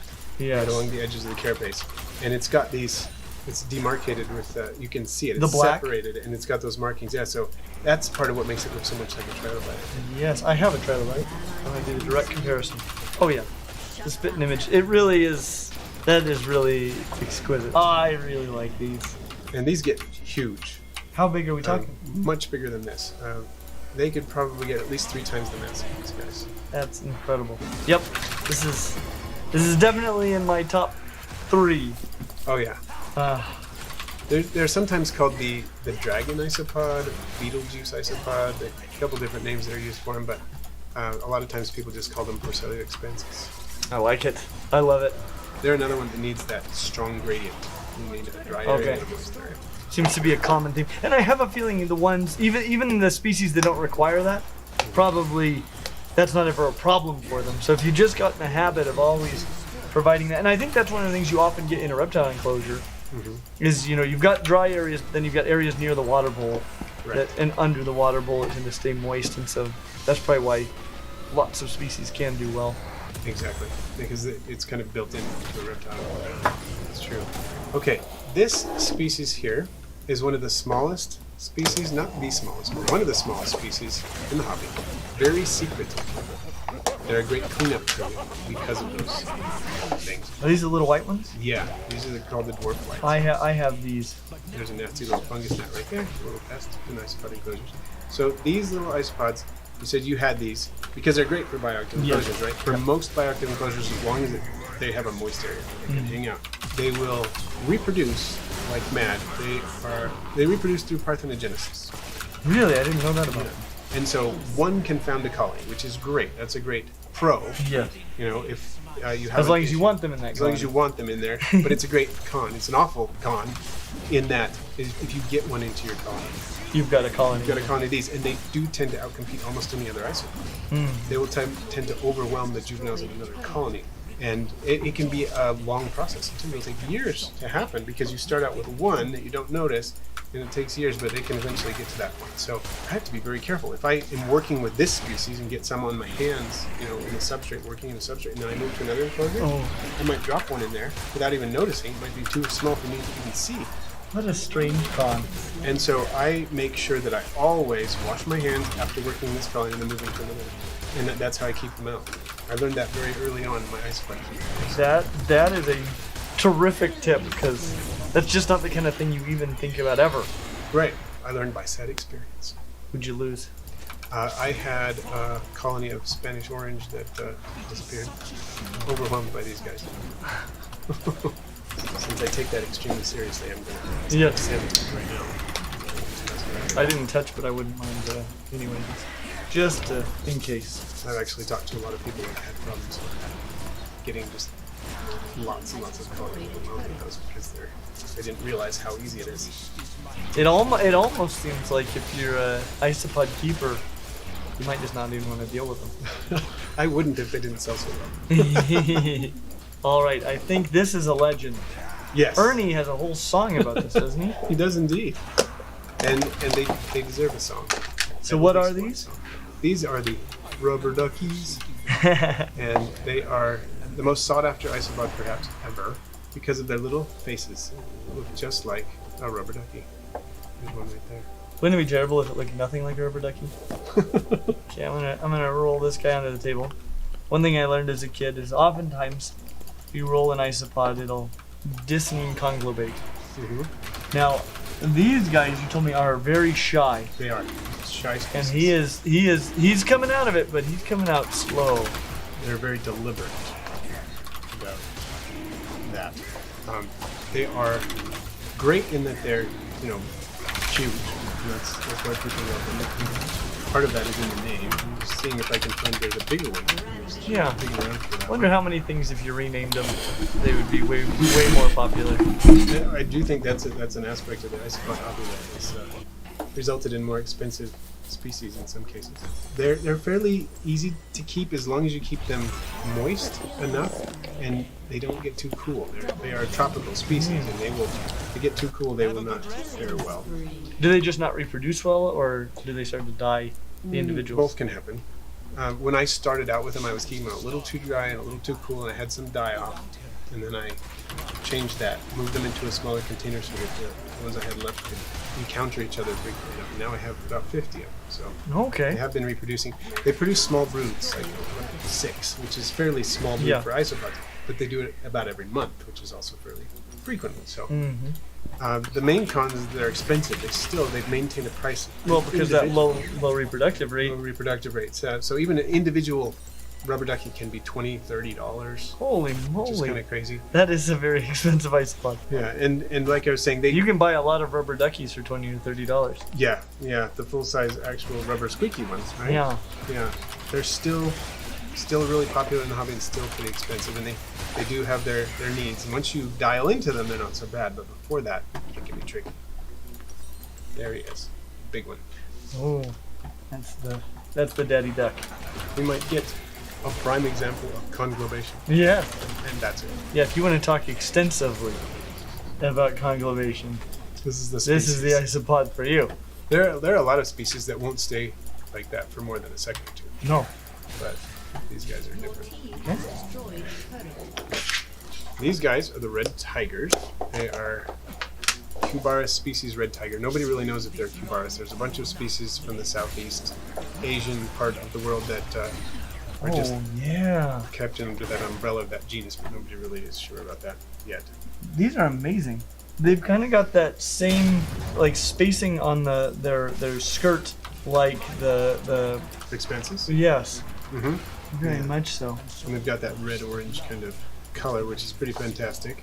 As you can see, they love to adhere to bark. That's their favorite thing. I think you were telling me that they create themselves a little spot in the bark and then they return to it every day. Return to that. Yeah, I read about that, and it seems to hold true. That's what And so that's why you've got their bark in here with them. Yeah, That didn't want is to separate them. so neat. And really, these are pretty expensive. They're a little faster moving than the rubber duckies, faster breeding. Although they're cheaper than rubber duckies, they're still on the expensive side. I like them. I'm having trouble picking my favorite. Well, I think I could narrow it down to about 5 of my favorites. But all of these are cool in their own right, and man, I mean, some of these I'd never seen before. And you said this is just scratching the surface of your isopod collection. Yeah, I've got a lot more at home. Holy smokes! Well, thank you so much for sharing all of these with me and with all of us. I think overall, I mean, let's face it, everybody needs isopods in their lives. Thank you, Russ, for sharing some of these incredible species with us. And if you don't already subscribe to Aquarimax Pets, what are you waiting for? Get over there! And also, while you're still here, let me know, which ones of these did you like the most? And as always, like and subscribe. Let us know how many times you managed to incorporate the word conglobate into your conversations today, and we hope to see you real soon. If there's anywhere you don't find isopods, you've got a real problem. That's a lot of isopods. Is it just An me? insane amount of isopods. Or is that a lot of isopods? It's a lot of isopods! I'm Yes? so sorry. I have a concern. Is it Jason? There's a lot of so I'm wondering. You're gonna have to take off your shirt. For every problem, there's a solution. We're assuming you're really dead over there. Why is that always your solution? There's so many videos I've done in just a tie. Crikey! Look at the size of those Europods! He looks like he could Conglo bite all day long. What are we saying? Fine as frogs have, mate. Just like lizards drinking.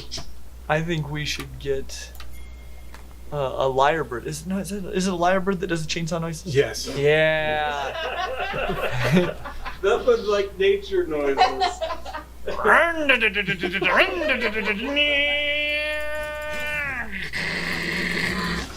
It'd be perfect. This is what you need to do. You just need to introduce morphs into your garden, and then you'll be rich. And you can buy vegetables. Yeah, that's what I mean.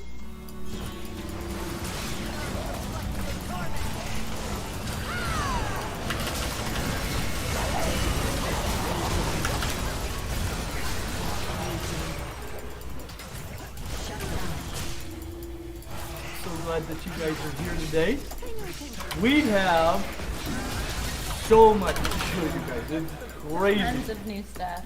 Yeah, the reptile room has been transitioning a lot. By the way, welcome back to Clint's Reptile Room. I think this is the second live stream in a row, but for a long time we couldn't get live streams to work. Hopefully this one's working pretty well. We've got some new equipment that's hopefully helping with that. But things are changing here. We're getting all kinds of cool new animals into the room, and new enclosures. They've finally arrived. You can see some some of our enclosures from Zen Habitats. And, all right, we've got a huge, awesome thing from Toad Ranch Reptiles. If you haven't seen those, there is a house in Gary, Indiana, that has been dubbed the Demon House. Now, if you were to walk past this house on the street, it wouldn't stand out to you. It's very modest, single-story, 3-bedroom home. Looks like all the other houses around it. But the history behind this house is totally bizarre.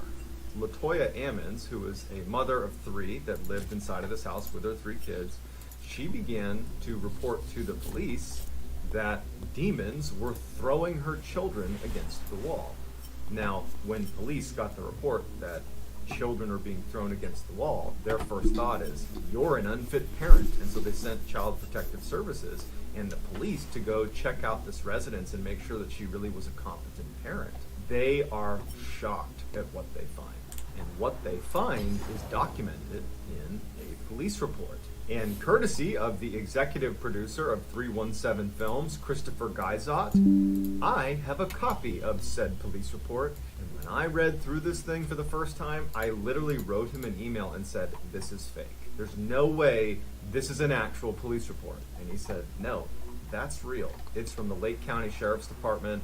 It is the official police report, and it's mind-blowing. Today, I'm going to tell the story of what happened when the police got involved, and I'm just going to use information that was in the police report. But before we get into today's crazy story, if you're a fan of the strange, dark, and mysterious delivered in story format, then you come to the right channel, because that's all I do, and I upload 3 to 4, even 5 times every week. And so if you're interested in that, I would encourage you to gently take the like button out for a nice seafood dinner and never call it again. That's so weird. And also sub to my channel and turn on all notifications so you don't miss any of my weekly uploads. All right, let's get into the story.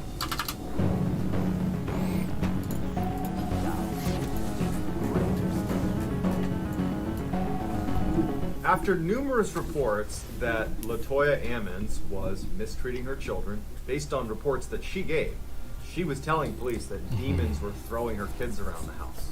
Based on those reports, Child Protective Services was sent to do a home study, to go to their house, go to Latoya Ammons' house, and make sure it was a safe, clean place for children to be living. In addition to the case manager, her name was Valerie Washington, who was going to be going over to do this home study, the Lake County Sheriff Department also sent over Lieutenant Gruszka, who would be assisting Valerie and watching the home study take place.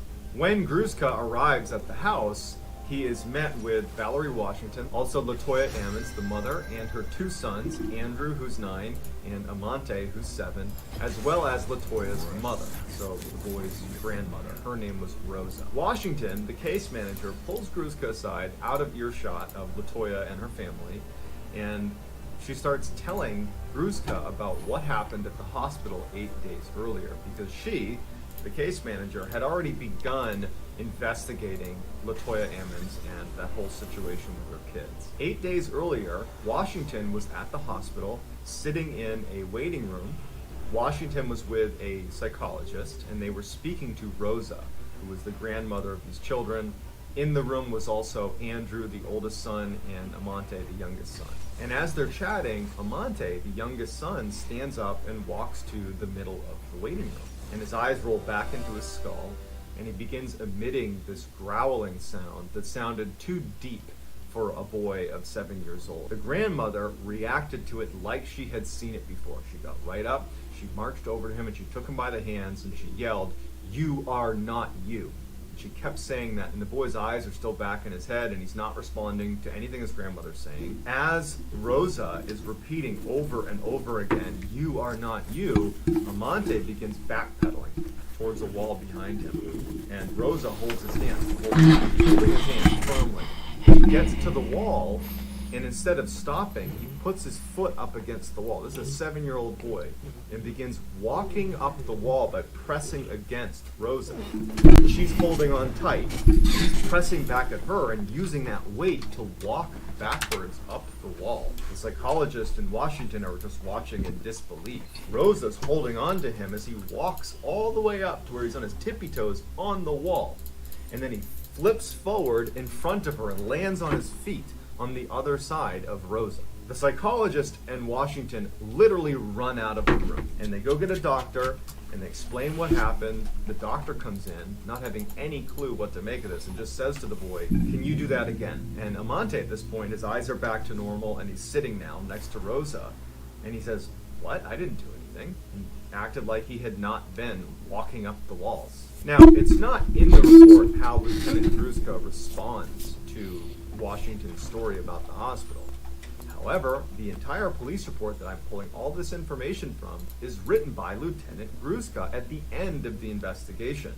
So this exchange between he and the case manager, Washington, about the hospital visit that he was not part of, it apparently carried weight in the entire investigation, that he felt compelled to add it into the report. Even though on paper, you would think, if you're doing a home study for this house, why would you incorporate something that didn't have anything to do with the house? It gives you maybe an insight into Lieutenant Gruszka, although his language remains super professional and very pragmatic, that perhaps Lieutenant Gruszka, at the end of this investigation, was starting to think this might be paranoid. After this story, 2 more police officers show up to the house to assist with this home study. One was Brian Miller, and the other was Charles Austin. At this point, the 3 officers, Gruszka, Miller, and Austin, along with the case manager, Washington, begin walking towards the family and towards the front door of the house. LaToya says that she and her kids did not go back in the house because they had moved out very recently because of the strangeness that they claim was happening inside the house. They felt like they were under attack by demons.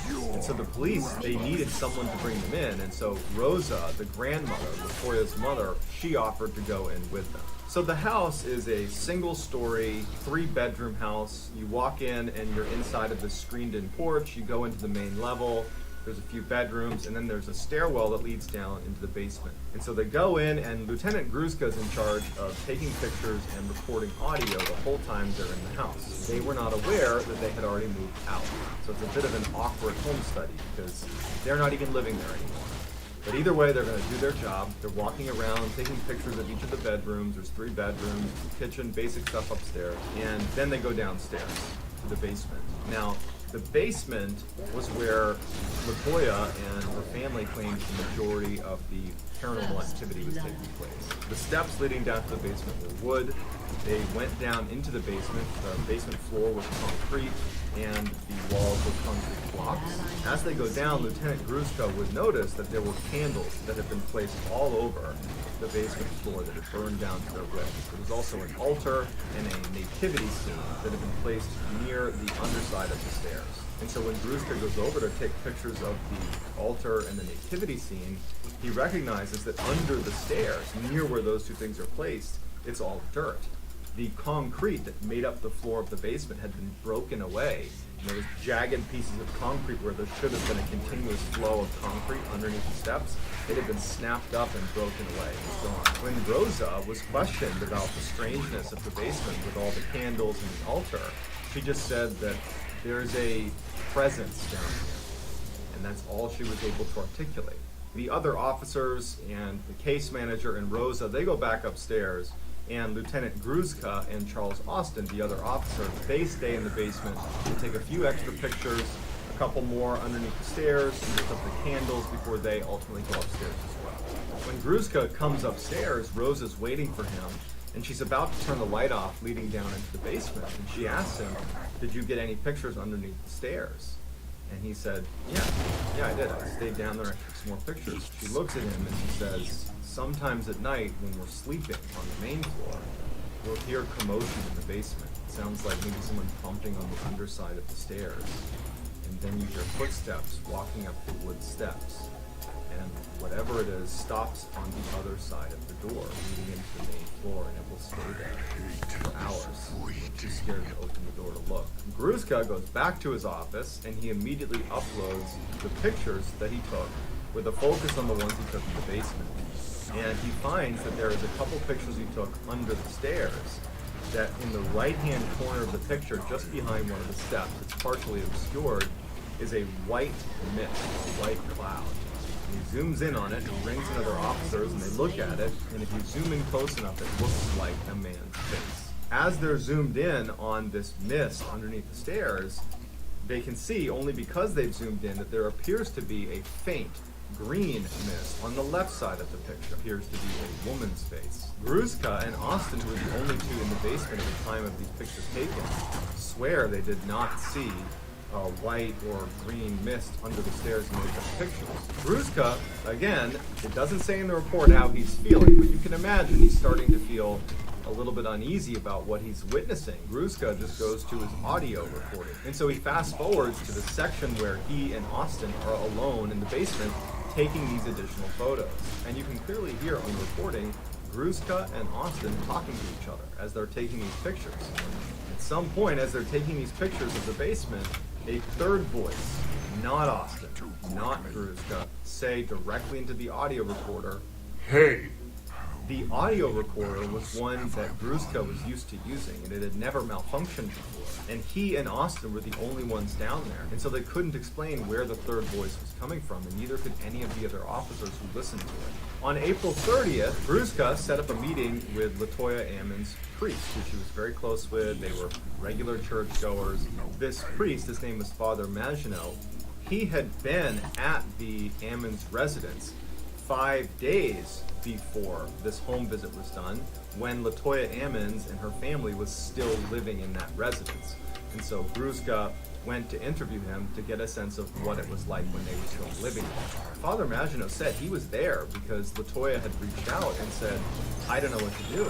She's claiming there are demons here." And while they're sitting in the living room on the main floor, Father Maginot was telling Gruzka that the bathroom light started flickering on and off. So it was distracting enough that ultimately Father Maginot got up and walked into the bathroom. As soon as he went inside, the flickering stopped. And then he'd go back down and sit down, and it would start again. Repeatedly, Father Maginot would get up when it was flickering, he would go in and it would stop, he'd come back and it would start flickering again.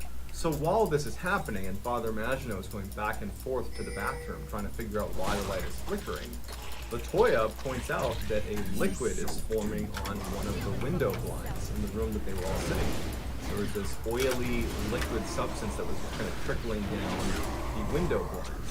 Father Maginot walks over and looks at it. They're all looking at it, and there's no leak in the ceiling. There's no source for this liquid, and it hadn't been there before. At least that's what Latoya Ammon and her family is saying there. That's not from us. We don't know what that is. As they're looking at this oily substance on the blinds, the cord that controls the blind itself starts swaying back and forth. And everyone's startled as they're looking at it because there's no draft in the room. The window's not open. There's no reason it should be swaying. While they're looking at this cord, Father Maginot looks down and sees this huge footprint in the carpet near where they're standing that was too big to be his, and nobody else in the house had a footprint that was that big. At this point, Father Maginot doesn't think it's safe for the family to be there and advises her to leave. And this would actually be the episode that prompts Latoya Ammons and her family to leave the house and not come back. On May 10th, Lieutenant Gruska, a new Child Protective Services case manager, and a host of police officers go back to the Ammons residence. The Ammons residence has been unoccupied with all utilities shut off, locked and sealed since the last time they were there, which was on April 27th. So it's a 2-week period that no one has been in the house. But there was a customary follow-up to this house. They had to as part of the home study. When Lieutenant Gruska arrives at the property, outside is Father Maginot, as well as Latoya Ammons, her mother, Rosa, Latoya's 2 sons, Andrew and Amante, as well as a host of police officers. There's a canine unit that's there. Although it's not said explicitly in the report, it would appear that the reason there's all this additional police presence in a canine unit is because there's enough weirdness being reported about the house. There could be, a home invasion situation happening, that somebody else is living in this house. Any number of things could be happening, but they can't write off all of the strange testimony about what's happening in the house. So before they go in for this second home study, they have one of the dogs from the canine unit go into the property and search the property for intruders, just in case this was a home invasion or something like that. They wanted to just check the box. So they send the dog in, the dog comes out, hasn't found anything unusual. And so the police, along with Father Maginot, the case manager, and Rosa, they go back into the house. The main level looked untouched. There was nothing strange happening in the main level when they walked around. Nothing was disturbed. It looked like no one had been here in 2 weeks. So they open the door to the basement, turn on the light, and a couple weird things happen right away.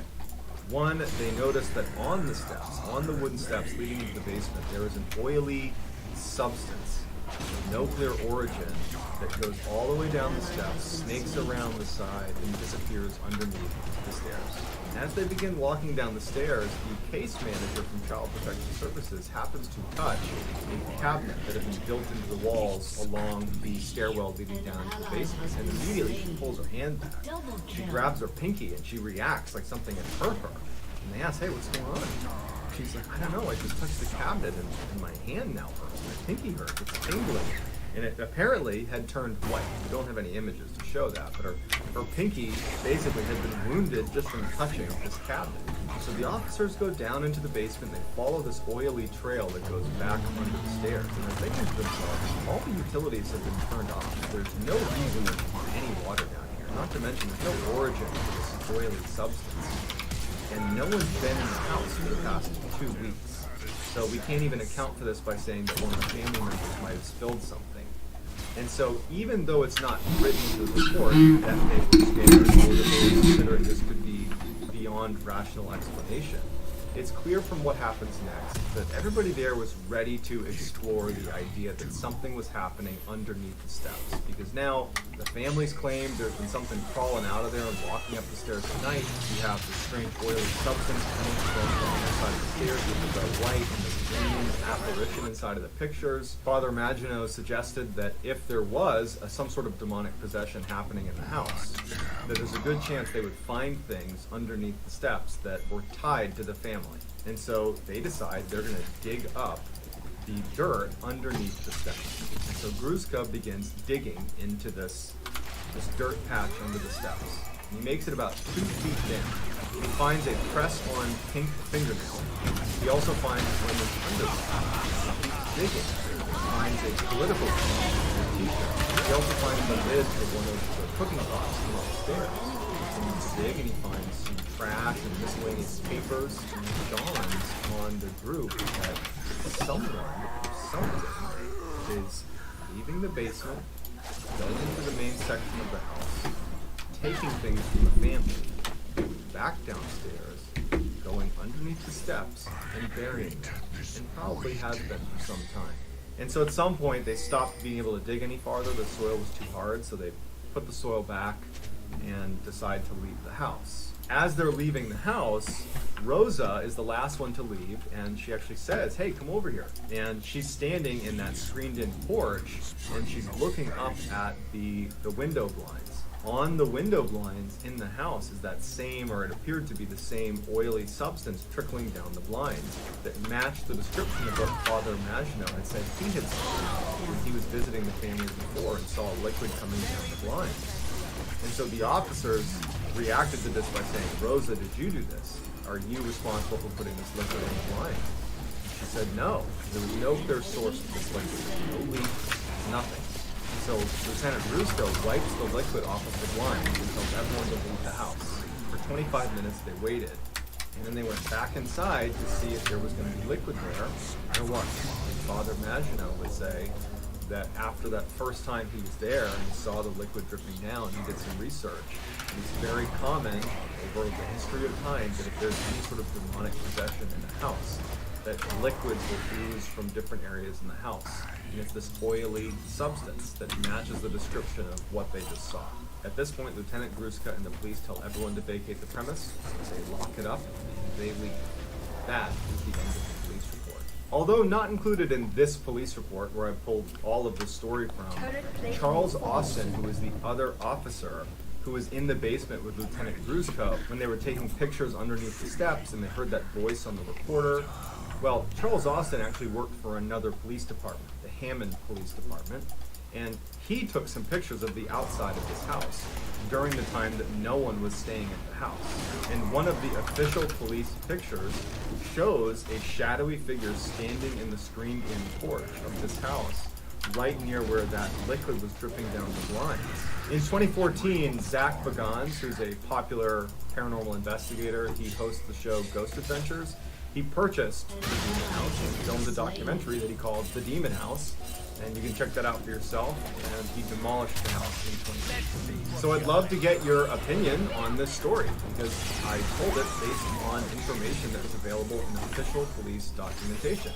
Now, that doesn't mean that it was paranormal, that this house was haunted, that there were demons there, but it at least makes you wonder what was really happening in that house. If you enjoyed this story, then please, if you would, kindly take the like button out for a nice seafood dinner and then never call it again, and then subscribe to my channel and turn on all notifications so you don't miss any of my weekly 3 to 4 and 5 video uploads that sound an awful lot like what you do. If you want to get in touch with me, you can direct message me on Instagram. My handle is JohnBallin416.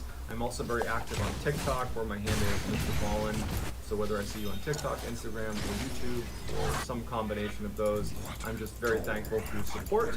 And until next time, see you guys. Killing spree.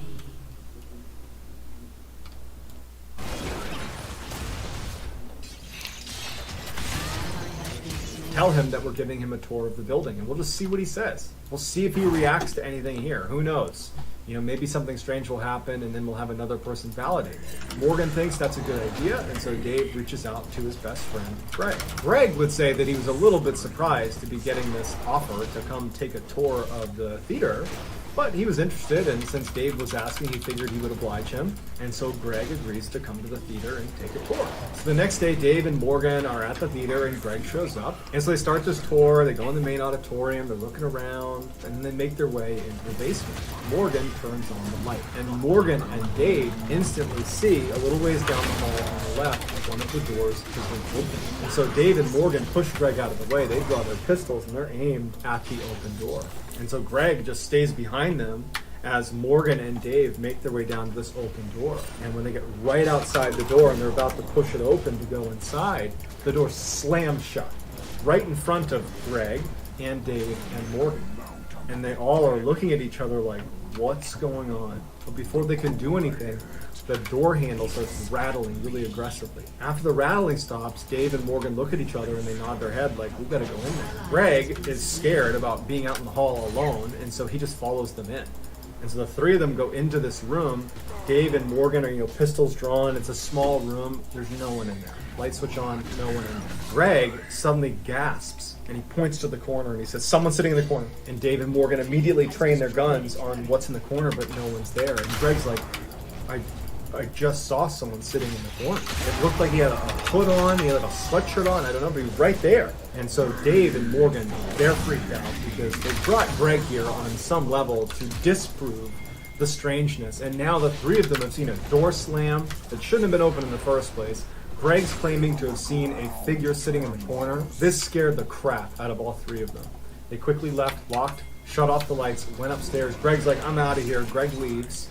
And Dave and Morgan are like, now what? So at this point, all the strangeness that was happening in the theater was getting reported, but it was being reported in a way that Dave and Morgan didn't seem like they were referencing something haunted, but rather someone was breaking in. Ultimately, the county installed new cameras inside of the theater. These updated cameras had infrared technology, which allowed them to see better when the lights were off. They were hoping that this would allow them to catch whoever was breaking in practically every time Dave and Morgan are on shift. So on the day that it was installed, September 15th, Morgan is working there alone. And he's sitting in the control room looking at the different cameras, and he's kind of playing around with the different screens and seeing what each of the cameras can do. And at some point, something catches his eye in one of the screens. In the main auditorium, it appeared like someone might be sitting in one of the seats. But the camera was zoomed back enough that he couldn't get a clear picture, and he didn't know what was normal in any of these cameras, because this is the first time he's looking at any of these screens. And so he's looking at the camera really closely, and he thinks he sees someone, he can't really tell, that has a hood on or a shroud on that's just sitting in the middle of the theater. And it starts turning its head like this. And he can see clear as day a set of eyes. And before Morgan has a chance to do it, it just starts raising into the ceiling and disappears. Morgan didn't even check to see what it was. He was done. He literally quit that day. That was his last day at the theater. A couple of weeks after Morgan has quit and Dave is working alone at the theater, he's in the control room, and all of a sudden he hears a piano playing. And there's only one piano in the entire theater, and it's sitting in the basement. It's his job to protect this place, so he knows he has to go down and check, because it could be some hooligan in the building somewhere. So he leaves the control room, and as he starts walking over to the stairs with his gun drawn, the music is getting louder and louder, the piano is getting louder and louder and louder. He makes his way down the steps, and as he's about to turn the corner, he hears that the guard that protects the keys on the piano slams shut, and the piano stops. And he turns around the corner and he looks, and there's no one down there. He flips on the light. No one's in the hall. He knows he's not going to find anyone down here. It's this entity that's causing all this mayhem inside of the theater. Dave's seen enough. He's done. He is done with this theater, and he goes right back upstairs. He goes in the control room, locks it, stays there till the end of the shift, and then he is out. And the next day, he goes to the sergeant. He says, "You can't ever put me back inside that theater, or I will quit." And so sure enough, he was transferred. Over the next 2 months, they didn't have anyone who could do full-time security at the theater. So different random officers would be there for a couple hours, a couple of days a week, until November 26th. They found another officer, a veteran police officer named Josh Thomas, who was going to be working at the theater full-time. On November 26th, the first night that Josh Thomas was going to be there, he didn't have anyone to turn over with, so he was just alone at the theater. And it just so happens that Dave is in a patrol car near the theater. When at some point in the night, Josh comes over the radio and says, "Hey, I need backup right now. Someone has broken into the theater." Dave knows that it's probably not someone breaking in. He knows what's going on inside that theater. He was the closest to it, and even though he did not want to go, he felt like it was his responsibility to go to that theater and be Josh's backup. And if it was what Dave thought it would be, this entity in the theater, that he would be able to explain to him what he had seen before he ultimately decided never to go back. And when Dave gets to the theater, there's this back door that they would go into, and he sees Josh is standing just outside the theater. And Dave would say that Josh's eyes were, like saucers. He looked terrified. And so Dave has an inkling of what's going on, and he goes over to Josh and he says, "What's going on? Is someone still in there?" He said that he had been doing security rounds, and he had heard what sounded like voices when he was in the basement. And he didn't think much of it. He checked all the rooms, everything was shut. And when he made his way up to the 3rd floor, he saw that the elevator had kicked on. It was in the basement, and suddenly the light was on, and it was whirring up to the 3rd floor. And when the elevator opened up, there was no one there. And he's standing there looking at it, and he looks inside, there's no one there, and then the alarm goes off. That's when he called in for backup. Dave says, "Look, let's just go search the building, we'll do it together." They clear the whole theater, no one's there. And before Dave leaves, they go into the main auditorium where the stage is, and they're just standing on the stage, chatting with each other. And Dave, his back is to where the audience would be. And Josh is facing Dave, facing towards the seats. Josh just suddenly stopped. Mid-sentence, he's just frozen and looking just beyond Dave's shoulder. And Dave goes, "What?" And Josh goes, "There's something behind you." Dave slowly turns around, and as soon as he does, he can tell immediately what Josh is looking at. Standing in the very back of the theater away from them is a man standing in the corner with its hands by its sides. Its back is to them, and it's looking down with a hood over its head. Dave turns his whole body around to look at this thing right as this thing turns around real quick and looks directly at them. And as he deep, dark, sunken eyes, and its face looks like it had been very badly burned, like it was black and charred.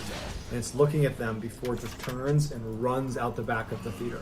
Josh believed that that was an intruder. Dave was fairly certain that that was just another example of this entity that haunts the theater. But they would search the building and they could never find that cloaked figure again. And that was when Dave sat Josh down in the control room and he filled him in on why Morgan had quit and why he ultimately had quit. And he also told him the story from Blair. So Josh is like, great, I'm glad I work here now. This was the last time that Dave would go to the theater. But Dave would do some additional digging on the history of the theater. It would turn out that in the 40s there was this horrible fire, and a man had been trapped in the basement when the fire had erupted, and he had died inside of the theater. And so Dave would share this information with Morgan and with Josh, and the three of them all believed that what they were witnessing was the ghost of that man who died in that fire. So I'd love to get your reaction to this. Was this a ghost or was this something else? I will get back to all of the early commenters. So get your comments in there, give me your theories, and I'll get back to all of the early commenters. If you enjoyed this story and you haven't already done this, please place the like button's feet in cement and then throw them into the ocean. Also subscribe to this channel and turn on all notifications so you don't miss any of my weekly 3, 4, even 5 video uploads. If you have a story suggestion for this channel, it can be your personal story or just a suggested story, please submit it on our subreddit. It's just called Mr. Ballin. It's linked in the description below. I read that subreddit every day, so I promise I will get to your submission if you put it on there. And if I intentionally use your submission, I will absolutely credit you. If you want to get in touch with me, you can direct message me on Instagram. My username is JohnBallin416. I also recently just started using Twitter, and my username over there is JohnBallin416 as well. I'm also very active on TikTok, where my handle is Mr. Ballin. So whether I see you on Reddit, Instagram, Twitter, TikTok, YouTube, or some combination, I'm just very appreciative of your support. And until next time, guys, that's going to do it. See ya.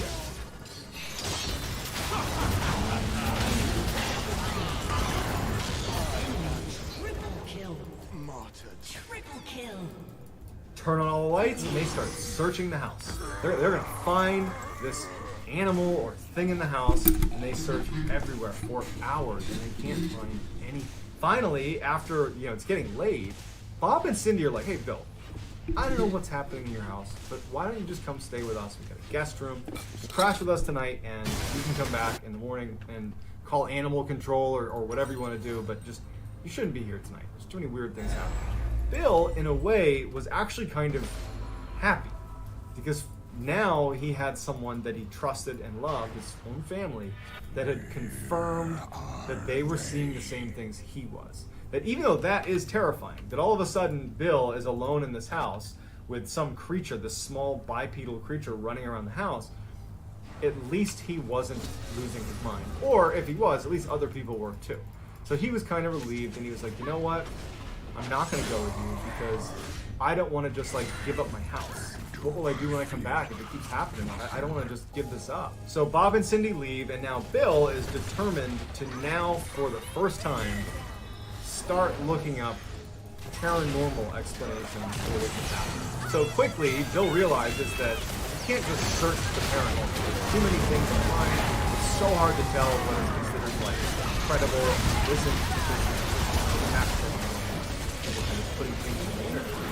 So what he decided he would do is, instead of him doing the research, he would find a paranormal investigative team that at least appeared to approach their investigation much the way a scientist would. That instead of looking for proof that paranormal exists, instead that their approach would be looking for an answer, even if that answer was totally normal. And so he starts researching for investigative paranormal teams that have a scientific focus that are in Texas in the area. And he actually finds one and he reaches out to them, and they were actually available that night to come over. So he says, please come over, I need your help. So the leader of the paranormal team was a man by the name of Brian Hall. And when they get there, it's Brian and a couple of his crew members. They don't start with, diving into the paranormal investigation side. They start by looking for obvious answers, because they've found that many times when someone claims they have a paranormal event happening, it's something like, a bad AC unit, or a creaky door, or a branch outside that's rubbing against the house. And so they did a very lengthy and thorough examination of the outside and inside of the house, looking for things like that. And they determined that there wasn't anything obvious that was a rational explanation, so now it warranted setting up some equipment. And so what they did is they set up a couple of cameras in Bill's bedroom where a lot of the activities apparently was happening. And they set up these laser beams that basically beamed lasers in every direction, and they would place them in his bedroom. So there was like laser beams all over the room. And if anything walked past any of these lasers, you would see the beams move, and it's very obvious. So it's a way to detect motion in the room. And so they set these beams up, and they start filming, and for a long time, nothing is happening. Bill, Brian Hall, the team are just sitting in the dining room downstairs, just like listening to silence and watching nothing happen. And so Brian suggests, hey, why don't one of his team members go up and just literally interact with the room a little bit? Go in there, kind of like yell, do something, kind of stir it up, so to speak. And then we'll see if anything happens.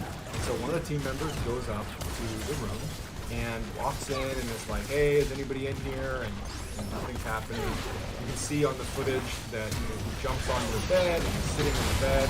And at some point, as he's yelling out to whatever was in the room, like, hey, if you're in here, show yourself. And all of a sudden, on camera, you hear a laser call. He jumps out of bed, runs out of the room, and the rest of the team comes up and gather up the cameras and they immediately watch the footage. And as they're watching the footage, you can see this mist beginning to form in the room that the team member who was in there didn't see. And the mist starts swirling in front of the laser beam on the camera before you hear off camera one of the laser beams falling. So at first they're just kind of dumbfounded and they're like, well, how did the mist get in there? Like, what is that? And is it possible that perhaps the laser beam rolled off a table or something? Maybe it was positioned in such a way that it could have rolled off. And so what they did is they raised the sound levels inside of the actual video, and they made out a couple of words.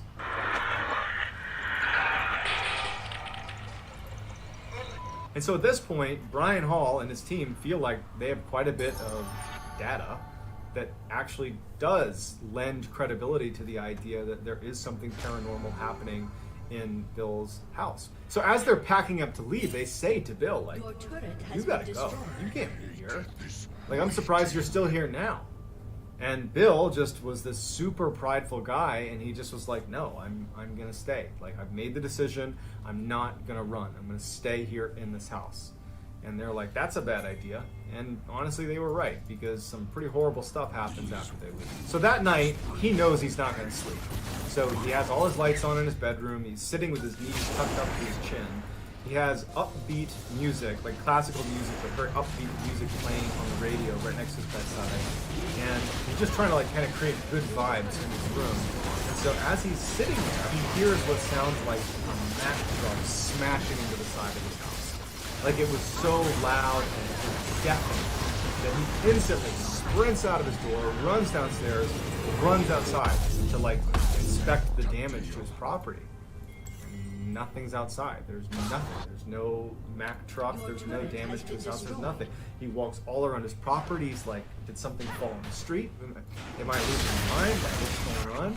And so he goes back in the house after quite a bit of looking around, seeing if something might have fallen off of his roof that made a sound. Nothing. He goes back in his house. And as soon as he steps foot in his house, he hears a similarly loud crack, as if, heat is smashing into his house. Except it's inside of his house, in his dining room, in the same room where he first initially spotted that thing running across the ground. So he runs in there to look for some horrible damage from inside his house, but there's nothing disturbed. There's nothing shaking, there's nothing out of place. His dining room is intact. As he's sitting there, he hears his car alarm go off outside. And now he's thinking, this thing is screwing me. I'm not going to let it win. I've stayed here against better judgment for multiple days. I'm not going to get it down. And so Bill kind of goes into fight. Now he's mad. And he's, instead of being scared of what's happening, he starts screaming at the top of his lungs, like, show yourself! And so as he's doing that, he hears yet another loud crashing sound up in his bedroom. And so he runs upstairs ready to fight whatever this is in his house. It's gotten to a breaking point for Bill.